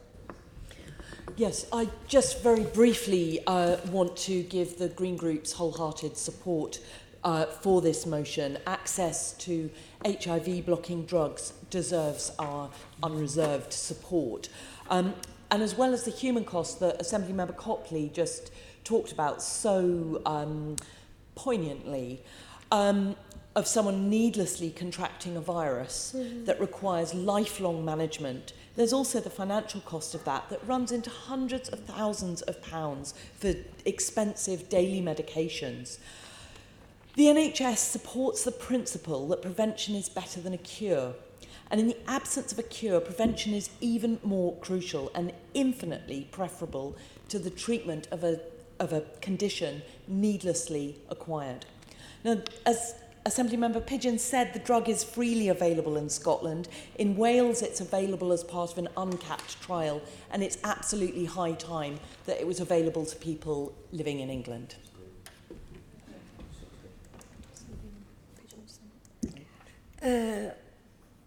Sorry, yes, Assembly Member Pigeon, summation. Okay, can I see those in favour of the motion? That is unanimous. Unanimous. Thank you very much. Let's go to motion number 4 in the name of Assembly Member Cooper. Thank you, Madam Chair. I've just spoken about the value and importance of diversity in my earlier motion, and I noted that 1 in 3 Londoners have been born abroad, and that London is home to 1 million citizens from other EU countries, and these people make London the wonderful city that it is. They contribute to our public services by paying tax, contribute to our economy by working as nurses and builders and teachers, small business owners, and much more beside. They contribute to our communities, enriching our culture. But at the moment, one thing that they don't have is the possibility to vote in a referendum on EU membership. Now, we accept that there have to be sensible limits on the extension of franchise. It would not be appropriate for anybody who does not have residency rights to be able to vote. But people that have made this country, who've chosen to make this country their home, should have the right to take part in decisions that will affect their lives for years to come. And young people also risk being denied a voice in this debate. Now, we trust 16 and 17-year-olds to work, they're allowed to have sex, they can pay taxes, and they can join the armed forces. And with support from their parents, they can get married. These are all very grown-up things to do. And it's the future of these young people that is going to be most impacted by Brexit and other major decisions. Political parties have historically been really slow to embrace lowering the voting age. When women were first given the vote in 1918, an age qualification of 30 was used to limit the size of the new female electorate, which I think we'd all consider these days to be absolutely outrageous. 50 years ago, Harold Wilson's Labour government lowered the voting age from 21 to 18. He did so in the context of opposition from the then Conservative government. But we know that once these decisions are taken, newly enfranchised groups engage in the political process, and the public and political parties support their right to vote. And I think it's really important to get people involved in the concept of politics, civic responsibilities, being involved in thinking about these things from as early an age as possible, because we know that people get into patterns of behaviour, and if you don't vote from an early stage, then sometimes people carry on not voting for a long time. But I think once we've enfranchised people, that is then gives them the opportunity to participate in the biggest decisions of this country. For example, if another referendum were to be held on any deal that anyone has negotiated with the EU, whether people wanted to vote Remain or to vote for a specific actual deal, Londoners that are 16 and 17 and Londoners from other EU countries currently would be disenfranchised. It cannot be right that so many Londoners would have literally no say at all in the most important decision of the whole of the country in which they will live, and it is going to affect not just our generations but generations to come. This creates a really unacceptable democratic deficit, and I really hope that this Assembly will support this motion and back our call for the Mayor to write to the Minister for the Constitution, or whenever the government finally, when Parliament resits, and to urge the government to consider extending the franchise so that Londoners with residency rights who are aged over 16 can vote in any future vote on EU membership. I move. Thank you very much. And Assembly Member McCartney, I'll reserve my rights. Reserve your right. And we have got Assembly Member Berry. Thank you, Chair. Thank you for this motion too. It's very, very timely. The Green Party's been a long-standing advocate for lowering the voting age to 16. We want to enable every young person to take an active role in democracy, to feel their voices are heard and that their views matter. We believe this would encourage every young person to become an engaged citizen, because someone who feels empowered to participate in the decisions that affect them, doesn't passively accept politics is something that other people do to them. Those are better citizens for it. The young people I meet all the time, they're very well informed about current issues, especially about Brexit, which will affect them more than any other group. And of course, the climate crisis, which likewise will affect them more than anybody else and which has mobilised people into action like no other issue. Certain sections of the media have done a great disservice to young people in its portrayal of them over the years. But those lazy stereotypes are now being blasted away by the evidence of a motivated, articulate, well-informed class of young people demanding a say in their world and increasingly shaping the political agenda. I think young people are really, really inspiring me every single day, whether it is the climate crisis, the action they're taking, whether it's getting involved in youth councils and forums around their city. Young people are rightly insisting that we hear them. I saw the fantastic young people last Thursday, here in this chamber debating violent crime as part of the Youth Assembly. They were unbelievably articulate. They had the best questions. These people should be able to vote. So finally, I just want to go back to the big issues that have been raised, which we're making decisions on now, which is Brexit. I absolutely, passionately believe the only way out of this current mess is to hold a vote as soon as possible to give people a final say, and that in any vote all Londoners should have their say, including those aged 16 to 18 and those with residency rights. Now I think regardless of what we think was going to happen next, no one really knows, and I think councils should be getting ready now and registering those people in case we can get them in to vote depending on what happens in the future. We know that people in Scotland from 16 to 18 are already registered. We could change the franchise and in a day they'd all have their say, and I think we should be getting ready and registering 16-year-olds now. We already register 17-year-olds. Why should we not be getting prepared for a very sensible change which hopefully we can get enacted as soon as possible? Thank you. Assembly Member Pigeon. Very much. I strongly support this motion, and I strongly support votes at 16. And it's a huge disappointment that in the European referendum we had in 2016 that 16 and 17-year-olds were not able to vote, yet they had been in Scotland in the independence referendum earlier. And the future of Britain's relationship with the EU will affect their whole lives. And it's not being ageist to point out that all these young people did not have a say on the future of the UK within the European Union. Such a significant issue, yet these young people were deprived of vote. But it's equally right that Londoners with residency rights have the right to vote, which is another really important aspect of this motion. We've long allowed EU citizens to vote in some elections. Irish and Commonwealth citizens are allowed to vote in general elections and other elections. We should make sure that EU citizens with residency rights should be allowed to vote in any future referendum and future elections. But I have to say, at the EU Exit Working Group yesterday, there was some very worrying evidence that the protection of EU citizens' voting rights going forward is absolutely in doubt, even with settled status, and I think that's very worrying indeed.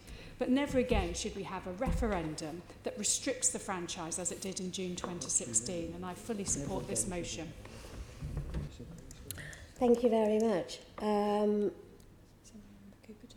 Assemblymember Cooper to summate?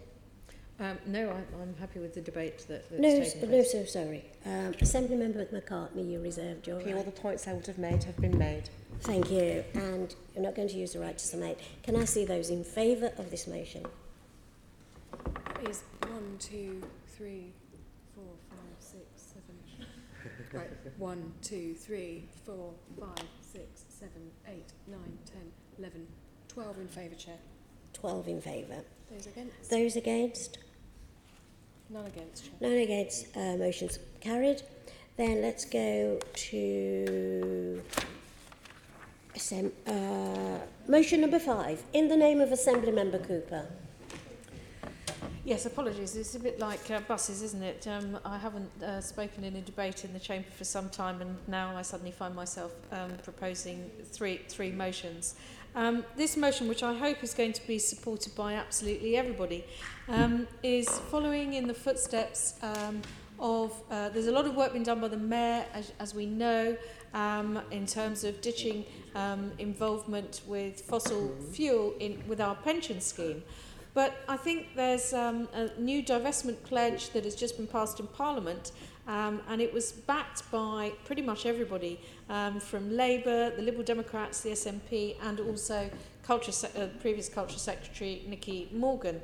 And so I think it's really important that we acknowledge that there's an absolute urgency to moving forward in terms of divestment from companies that are continuing to take little responsibility for high carbon activities that are having such a devastating impact on our planet, from wildfires from everywhere from California to the Arctic to Africa to seeing ice breaking off in Greenland. There is nothing more urgent globally than addressing the fact that so much carbon has managed to get into our atmosphere, and we really need to start to praise the companies who are actually doing something concrete to move themselves away from that kind of activity, but really start to question whether or not we can continue to be associated in any size, shape or form with companies who are really doing so little. And one of the things that's really important, I think, in discussing this is to make sure that if we are associated with companies and they use their association with the kind of things, good things that we're doing, whether that be on the cultural front or anything else, that in some cases they are merely trying to use their association with other good activities to greenwash their own disgusting behaviour and practices, and their refusal to move on properly and to recognise their responsibilities. And we can't afford to do that. So that's why this motion has 3 calls, which is to celebrate and prioritise partnerships with companies who are really taking their climate responsibilities seriously and are heavily committed to reducing their climate impact. It also calls for not avoiding working with companies that just want to greenwash and who are just doing a few small things and not really embracing what they need to do to reduce their high carbon activities. But it also calls upon the Mayor to assess partner organisations when we're thinking about who we work who we work with to make sure that we really are embracing people who are meeting this amazing challenge that is going to be devastating over the years, and really we all need to step up as soon as possible. Thank you. Thank you. Assembly Member Copley to second. Formally, Chair. Formally second. Any speakers to this debate? Back to you, Assembly Member Copley. No, that's fine. Okay, summation, Assembly Member... I think I can summate my own contribution. Oh, did you want to speak in the debate? Oh, you're ready to vote. Oh,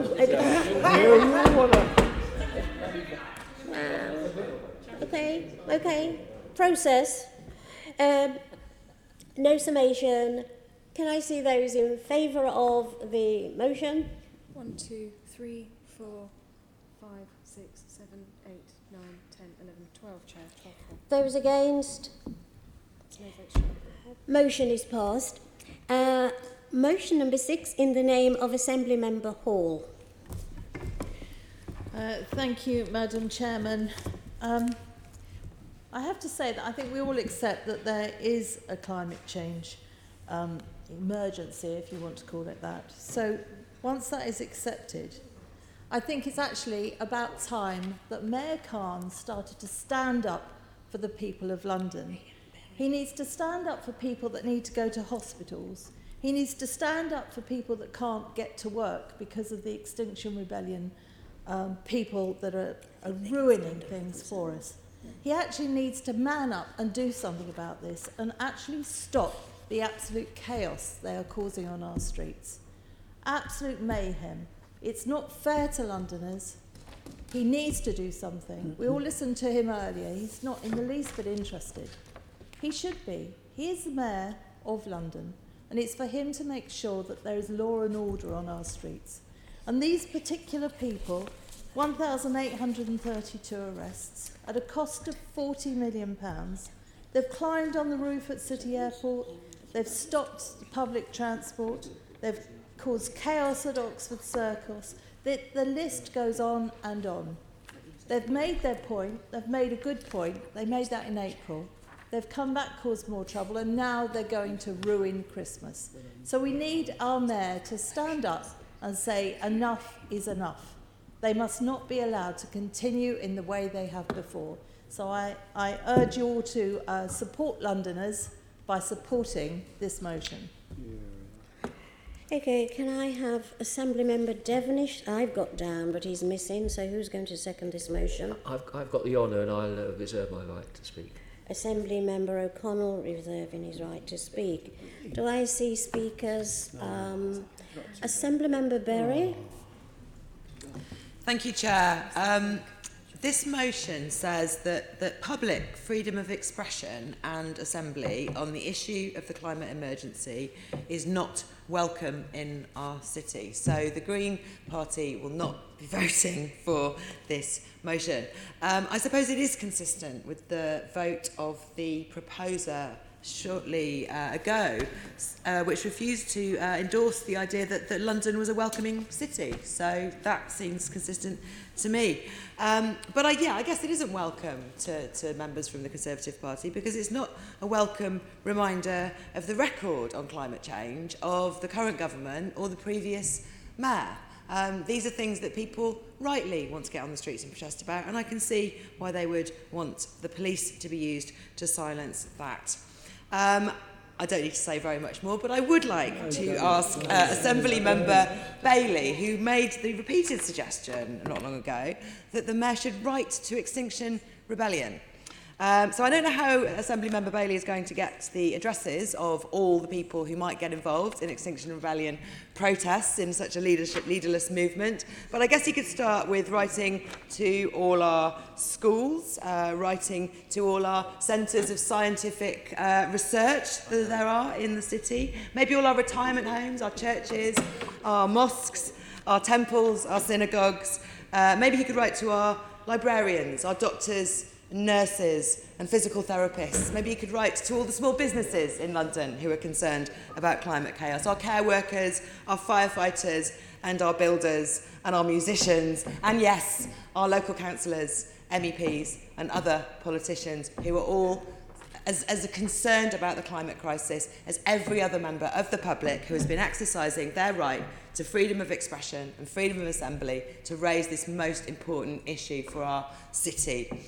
So I hope that Assembly Member Bailey will get all those addresses and that he will spend a lot of public money on writing to all those people, but I hope he'll write to them and tell them how, as the government, as mayor of the city, he's going to get things to carbon neutrality before we reach that point of climate chaos tipping over and causing disruption, and that's a very mild word for it, to all our lives. Maybe then the protests won't be necessary. Thank you, Assemblymember Berry. Assemblymember Cooper. Thank you. I think this is actually quite a difficult motion. When reading it, it's really quite difficult to support any aspect of it. And Assemblymember Berry has just pulled out the issue of saying that any kind of protest in our city is unwelcome if it's on the issue of climate change, climate emergency, and I think that is absolutely disgraceful. I think it's particularly disgraceful also to imply that the Mayor has not condemned illegal actions on the streets of London. For example, he was very explicit about the targeting of the Tube at the last Mayor's question time. And he has also thanked our police officers for their work in managing the protest both in April and also in October, just this month. I can say quite categorically on behalf of the Labour group that we condemn any illegal activity and we support our police officers, some of whom worked extremely long shifts in incredibly challenging circumstances. And the Metropolitan Police did receive support from police officers from throughout England and Wales, and we know that some of these officers didn't get to see their families for days. But we also know from having spoken to some of the people from Extinction Rebellion who were on the streets how empowered they felt to speak to the officers and how supported they were by some of the officers in terms of the actual protests that they were undertaking. And I think it's impossible for us to support this motion because it implies that we would be supporting blanket bans on protests in London. And I think the right to protest in accordance with the law is one of the absolute cornerstones of our democracy. I think it's Voltaire who said, "I don't agree with the word you said, but I defend to your death your right to say it." And I may not have agreed with the taxi drivers who blocked Tooley Street. I may not have agreed with the taxi drivers who spent a week blocking the Bank Junction. And they created quite a lot of havoc on the streets, and I haven't seen a motion coming forward on that issue. I may not have agreed with their reasons for doing it, but I would defend their ability to protest, providing it's lawful. And I would defend absolutely the right of Extinction Rebellion to do what they've been doing. And I think it's fair to say that climate emergency is now very high in the public consciousness. And that's not just through their actions, it's also through the actions of Greta Thunberg, and 16, 17-year-old children from our schools and younger are going on school strike to raise this as an issue. And I think we have to support people, whether the subject of their protest is one that we agree with or not. I think this motion runs the risk of implying that we need the Mayor to get involved in operational decisions being taken by the Commissioner or the Deputy Commissioner. The Deputy Commissioner was explicit with the Police and Crime Committee that the police have not asked for future protests to be banned, as this motion appears to call for. We cannot call for blanket bans on particular groups. I think that's absolutely outrageous. And I think we really must, all of us, oppose this motion. And I think, given that the Conservatives who've moved this are now talking about supporting our police, when over the years they've taken little or no action in terms of the face of government cuts since 2010, is laughable. So we will not be supporting this motion. We will always support our hard-working police officers We will condemn illegal protests that target the tube or other aspects that are illegal, but we will under no circumstances support blanket bans on protests. And I don't know where Assemblymember Hall is getting her information from about action at Christmas, but that's certainly not something that I'm hearing from Extinction Rebellion at all. And I hope everyone else will vote strongly against this motion. Thank you. Thank you so much, Assemblymember Cooper, and I just love it when members bring people like Voltaire into this chamber. Oh, very good. Very uplifting. Assemblymember Bailey, you were named and you want to speak as well. Yes, to the debate. I mean, I just don't know where to start with this. Let's start with addresses. When I said the mayor should write to those people, he should write to the people that he met. They were sat in his office with him speaking, so clearly he has some kind of contact with them. And Extinction Rebellion always suggests that they're a collective with desires and demands is the words they use. So if they have demands, they must have somewhere for someone to tell them the demands are being met or not. So there's absolutely someone who could be written to, and I suggest the mayor writes to those people. And unlike Assemblymember Cooper, I have heard that they intend to have a protest at Christmas. I have heard. And let's be clear about protest. If they want to have a legally sanctioned protest that does not bring London to halt for 2 weeks, absolutely go for it. To have your protest. It is part of our democracy to protest. We welcome that. What we don't welcome is people taking over London and, in their words, looking to shut the place down for a fortnight. There are people who have to work for a living, and if they can't work for a living, they can't feed the people who are dependent on them. I went to one of the rebellion events on Westminster Bridge, and it's a lovely, well-natured thing. It was great. I learned a lot. I spoke to someone about single-use plastics. They filled me in, talking about rising sea levels. But also, I met a man who was carting his tools across the bridge because his fellow workers had kicked him out of the van because they couldn't get close enough. I also met someone who was worried about getting to St Thomas Hospital. The point is this. Campaigning about the world's environment, spot on. We know there's a climate emergency, and we're willing to do things about that. But campaigning in this manner turns people off. So when I say write to those people who want to have an illegal protest. The only problem I have is with the unlawful part of it. That's the part that doesn't work.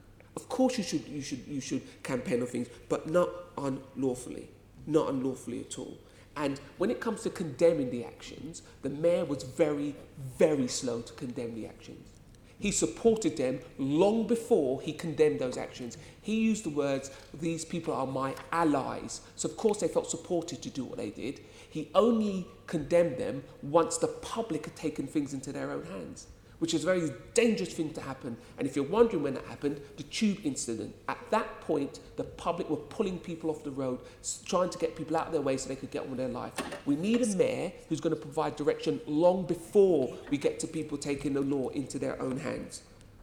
If the mayor can't do that, then what can he do? And the final thing is this. Yes, we have a climate crisis that we need to deal with, but doing it in this manner turns people off. Ask yourself why everybody isn't a member of the Green Party. Things like these XR rebellion force people to look at it in a very, very different light. So I'd suggest to you, if you want people to support this change in the way we run our affairs and reduce our carbon, you've got to bring them along with you. I myself, since I came here, have become more and more concerned about what we're going to do as a society, as a species about that. But illegal protests like this, and they are illegal, are not useful at all. Thank you very much. Assemblymember McCartney.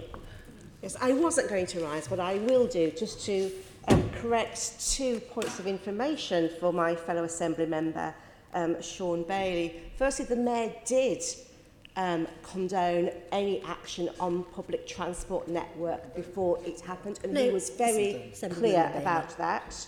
And secondly, if you agree that it is only unlawful action that should not take place, then why didn't you put this in the motion? Because you didn't. This motion does lead, as my colleague, Assemblymember Cooper said, implies it's a complete ban, whether lawful or not. Thank you. Any other speakers? All right. Assembly Member O'Connell, you reserved your right. Yeah, only really, thank you, Chair. I was brought off the substitutes bench because Assembly Member Devonish wasn't here. And I think he particularly felt strongly about this because of the effect within his own constituency. So I'll say no further on the matter other than just formally to second. Thank you. Assembly Member Hall, summation. Yes, very quickly. First of all, of course, Assembly Member Bailey is completely correct, and it would be good for Londoners to listen to him in future because he is right in what he said. Assembly Member Berry talks about people's freedom of expression.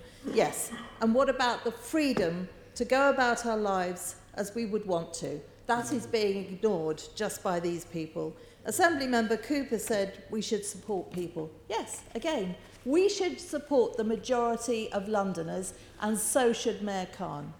I urge you all to agree to this motion. We will. Thank you. Let's put the motion to the vote. Those in support of the motion?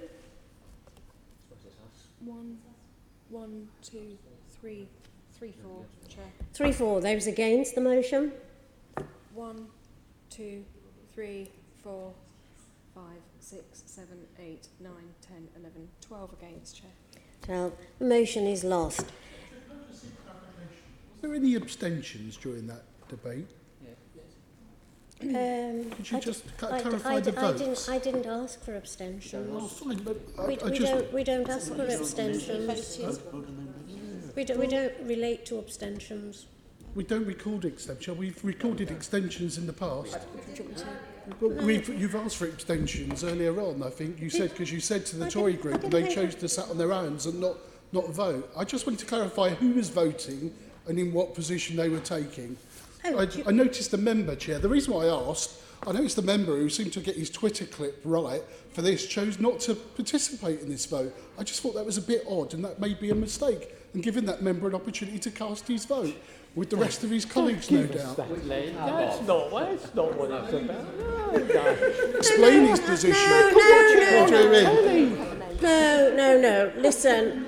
This is Assembly Member Duval's quite rightly raised an issue which I'll take seriously, and I'm sure there's a standing order that I could hear from him to say, let's take this vote again, and I'm happy to do that. And so I've not finished speaking yet. And if the members are happy, I'm willing to take the vote again. On a named basis, please. Yes. You can't change the status after. Let's have a named vote. Yes. Still on the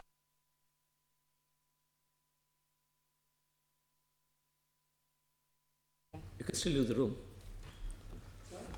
Well, let's get on. You could still leave the chamber there. They vote. Let's get on. Let's just do it quickly. They vote. I will call members alphabetically, Chair, and I ask members to indicate if they are voting for, against, or are abstaining.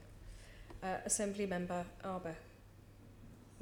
Oh, sorry, apologies. It's We all normally right. do the chair It's and all deputy right. chair at the It's all chair at the right. end of I point know nine. my place. 4. 4, thank you.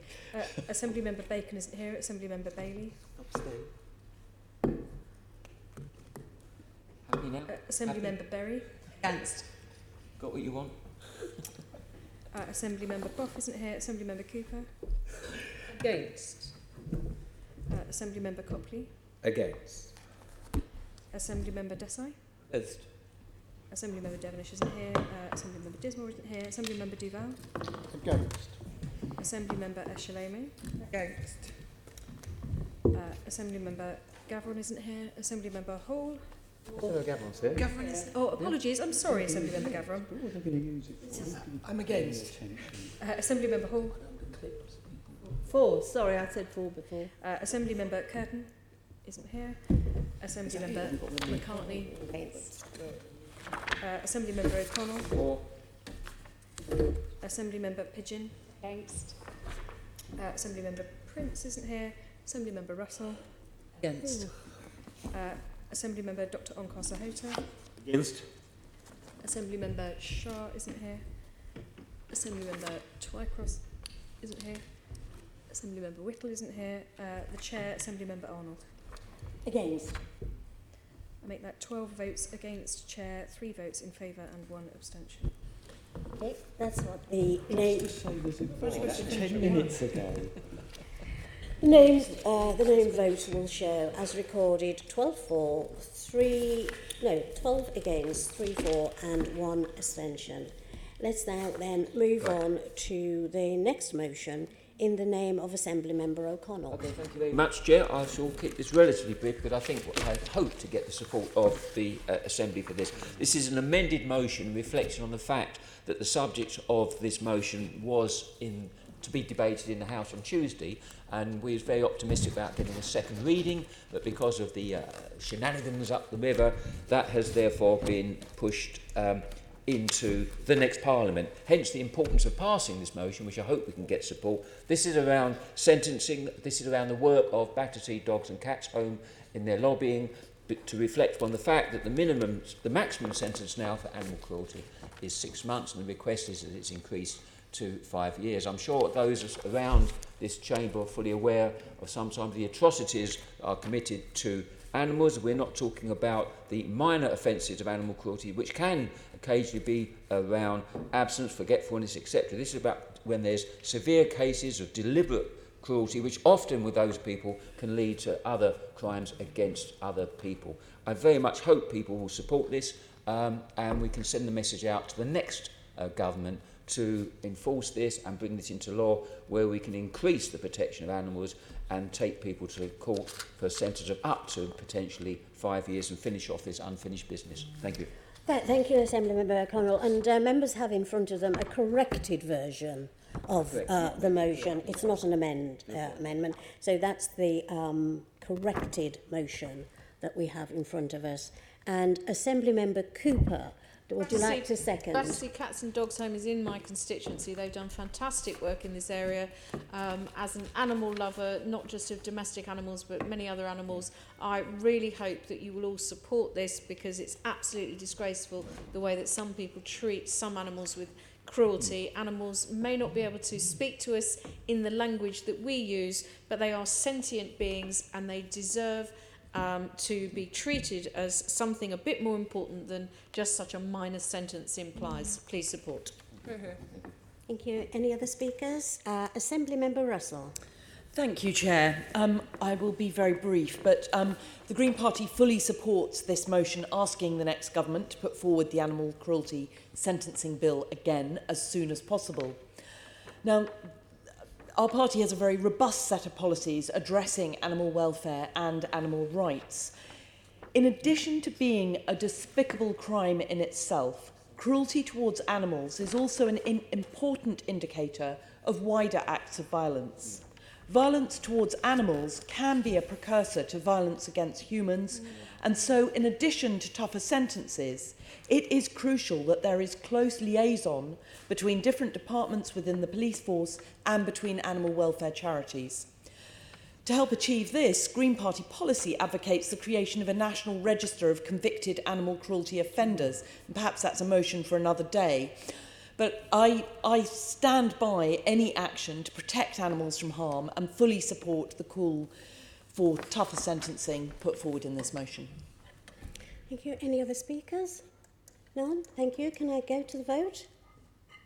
Can I see those in favour of the motion? That's unanimous. The motion is passed unanimous with unanimous support. Thank you very much. Let's move on to... do I have to introduce my own motion? I beg your pardon. The next motion is in the name of the Chairman, Assemblymember Arnold. Thank you very much. This Assembly is concerned about the numbers of Londoners who feel lonely. Right now, more than half of Londoners feel lonely sometimes, and nearly 1 in 10 feel lonely a lot of the time. Although our capital is one of the busiest and most vibrant cities in the world, London can be a lonely and alienating place. Research shows that more than half of Londoners feel lonely sometimes, and as I've said just a moment ago, nearly 1 in 10 of us feel lonely a lot of the time. Loneliness does not discriminate. It affects people of all backgrounds and ages at different stages in our lives. Its causes are complex and multi-layered. It's not just about a decline in contact or a change in relationships, but about a person's identity and sense of belonging. Across our city, Londoners can go for long stretches of time without seeing a friendly face or a family member. Some Londoners may be too embarrassed to admit to being lonely. Some don't have anyone to turn to when they most need support. This strikes home to me personally when I recently had a very personal crisis in my life, and I can't imagine that I could have got through that without my family and friends. And so my heart goes out to those Londoners who feel so lonely that they have no one to reach out to. Its loneliness is more than a social issue. It impacts on the economy. Think of the stress that's related, and of course the impact on our communities. It's a serious public health issue. Loneliness is linked to poorer physical and mental health, as well as with cognitive decline. Most shockingly, there is a clear link between suicide, early death, and loneliness. Nobody feels alone. Nobody should feel alone or be left with no one to turn to. That's why we are calling for urgent action from the Mayor to address loneliness across the capital. We call upon the Mayor to design and deliver an awareness campaign to tackle the stigma associated with experiencing loneliness and provide individuals, businesses and local authorities with the tools to tackle loneliness. In addition, this Assembly calls upon the Government and the Mayor to introduce a loneliness test that assesses the impact of policy and decisions on loneliness in London. It's time that action is taken so that we can tackle loneliness head-on. Londoners cannot wait any longer. Thank you. Assembly Member O'Connell to second. I'll second. Reserve the right to speak. Yes. Assembly Member Bailey. I've seconded already. Reserve. Yeah. Yes, I've got Len. Yes, Assembly Member Bailey. I'll try to keep this brief. I have both personal and professional context for the devastating effect of loneliness. My father-in-law has been very ill for some time with Alzheimer's, and we have struggled as a family to make sure that he isn't alone. And it has been the most frustrating and debilitating and all-encompassing battle that as a family we have faced dealing with that, and loneliness has been a big part of that. And many moons ago, I used to be the chair of the trustees of a great organisation called the Pepper Pot, which provides support and care to people from Afro-Caribbean community who are very elderly. And as a youth worker, I came from one set of circumstances into that circumstance, which was incredibly different and difficult. And the hidden pain was often loneliness. We had people where their only contact, human contact, in a week would be our service. And we did everything possible to make sure people didn't feel lonely, but it was really hard to defeat. So I will be supporting this because I understand how utterly devastating to be alone can feel, even in a city as busy as London. Assembly Member Duval. I think it's easy to ridicule motions like this and say, well, what's that about? And aren't you building it in some resilience issues? And, if it doesn't affect me, then what, I'm not really interested. This is one of the most important motions, and I congratulate the Chair and the second proposer of the motion in bringing it forward, because it is a serious public health issue, and it is about relating to depression for some, and it is about coping with some of the issues. And it affects, as the Chair rightly said, all ages, all classes, all communities in many ways. And that's why I think coming together, this is where I think the Assembly can be at its best. And there will be Assembly members that say, well, what's this for? What's in it for me or not? By doing one small thing in raising this issue, we will start to raise the awareness of what's going on. Others have done it in the past and are doing it, but we do need to push it on in the right directions, as the Chair, in terms of our opening submission, suggested. That's why I think it's important we get behind this motion not just in terms of voting it, but in some actions that we can individually take, and take that and share it with colleagues within our networks about why it's important, because it is about preventative public health. And those experiences that Assembly Member Bailey has faced, as well as in work or not, need to be openly discussed in a different way. I suspect we've all been affected in some ways, either our members at different times of our lives, around some of the issues that we've had to face. Let's keep the talking going, but let's take the action to try and address it and bring it out into the open. Assembly Member Gavron. Yes, I just wanted to add to that, because I do want to say I think it's a really important motion. But I think we can, as an assembly in our committees, actually consider this. It's a very cross-cutting issue. And it's not just the Public Health Committee, it's also the Housing Committee, it's the Planning Committee, it'll be the Environment Committee, it'll be the Economy Committee, because it is an issue that all the committees could actually address.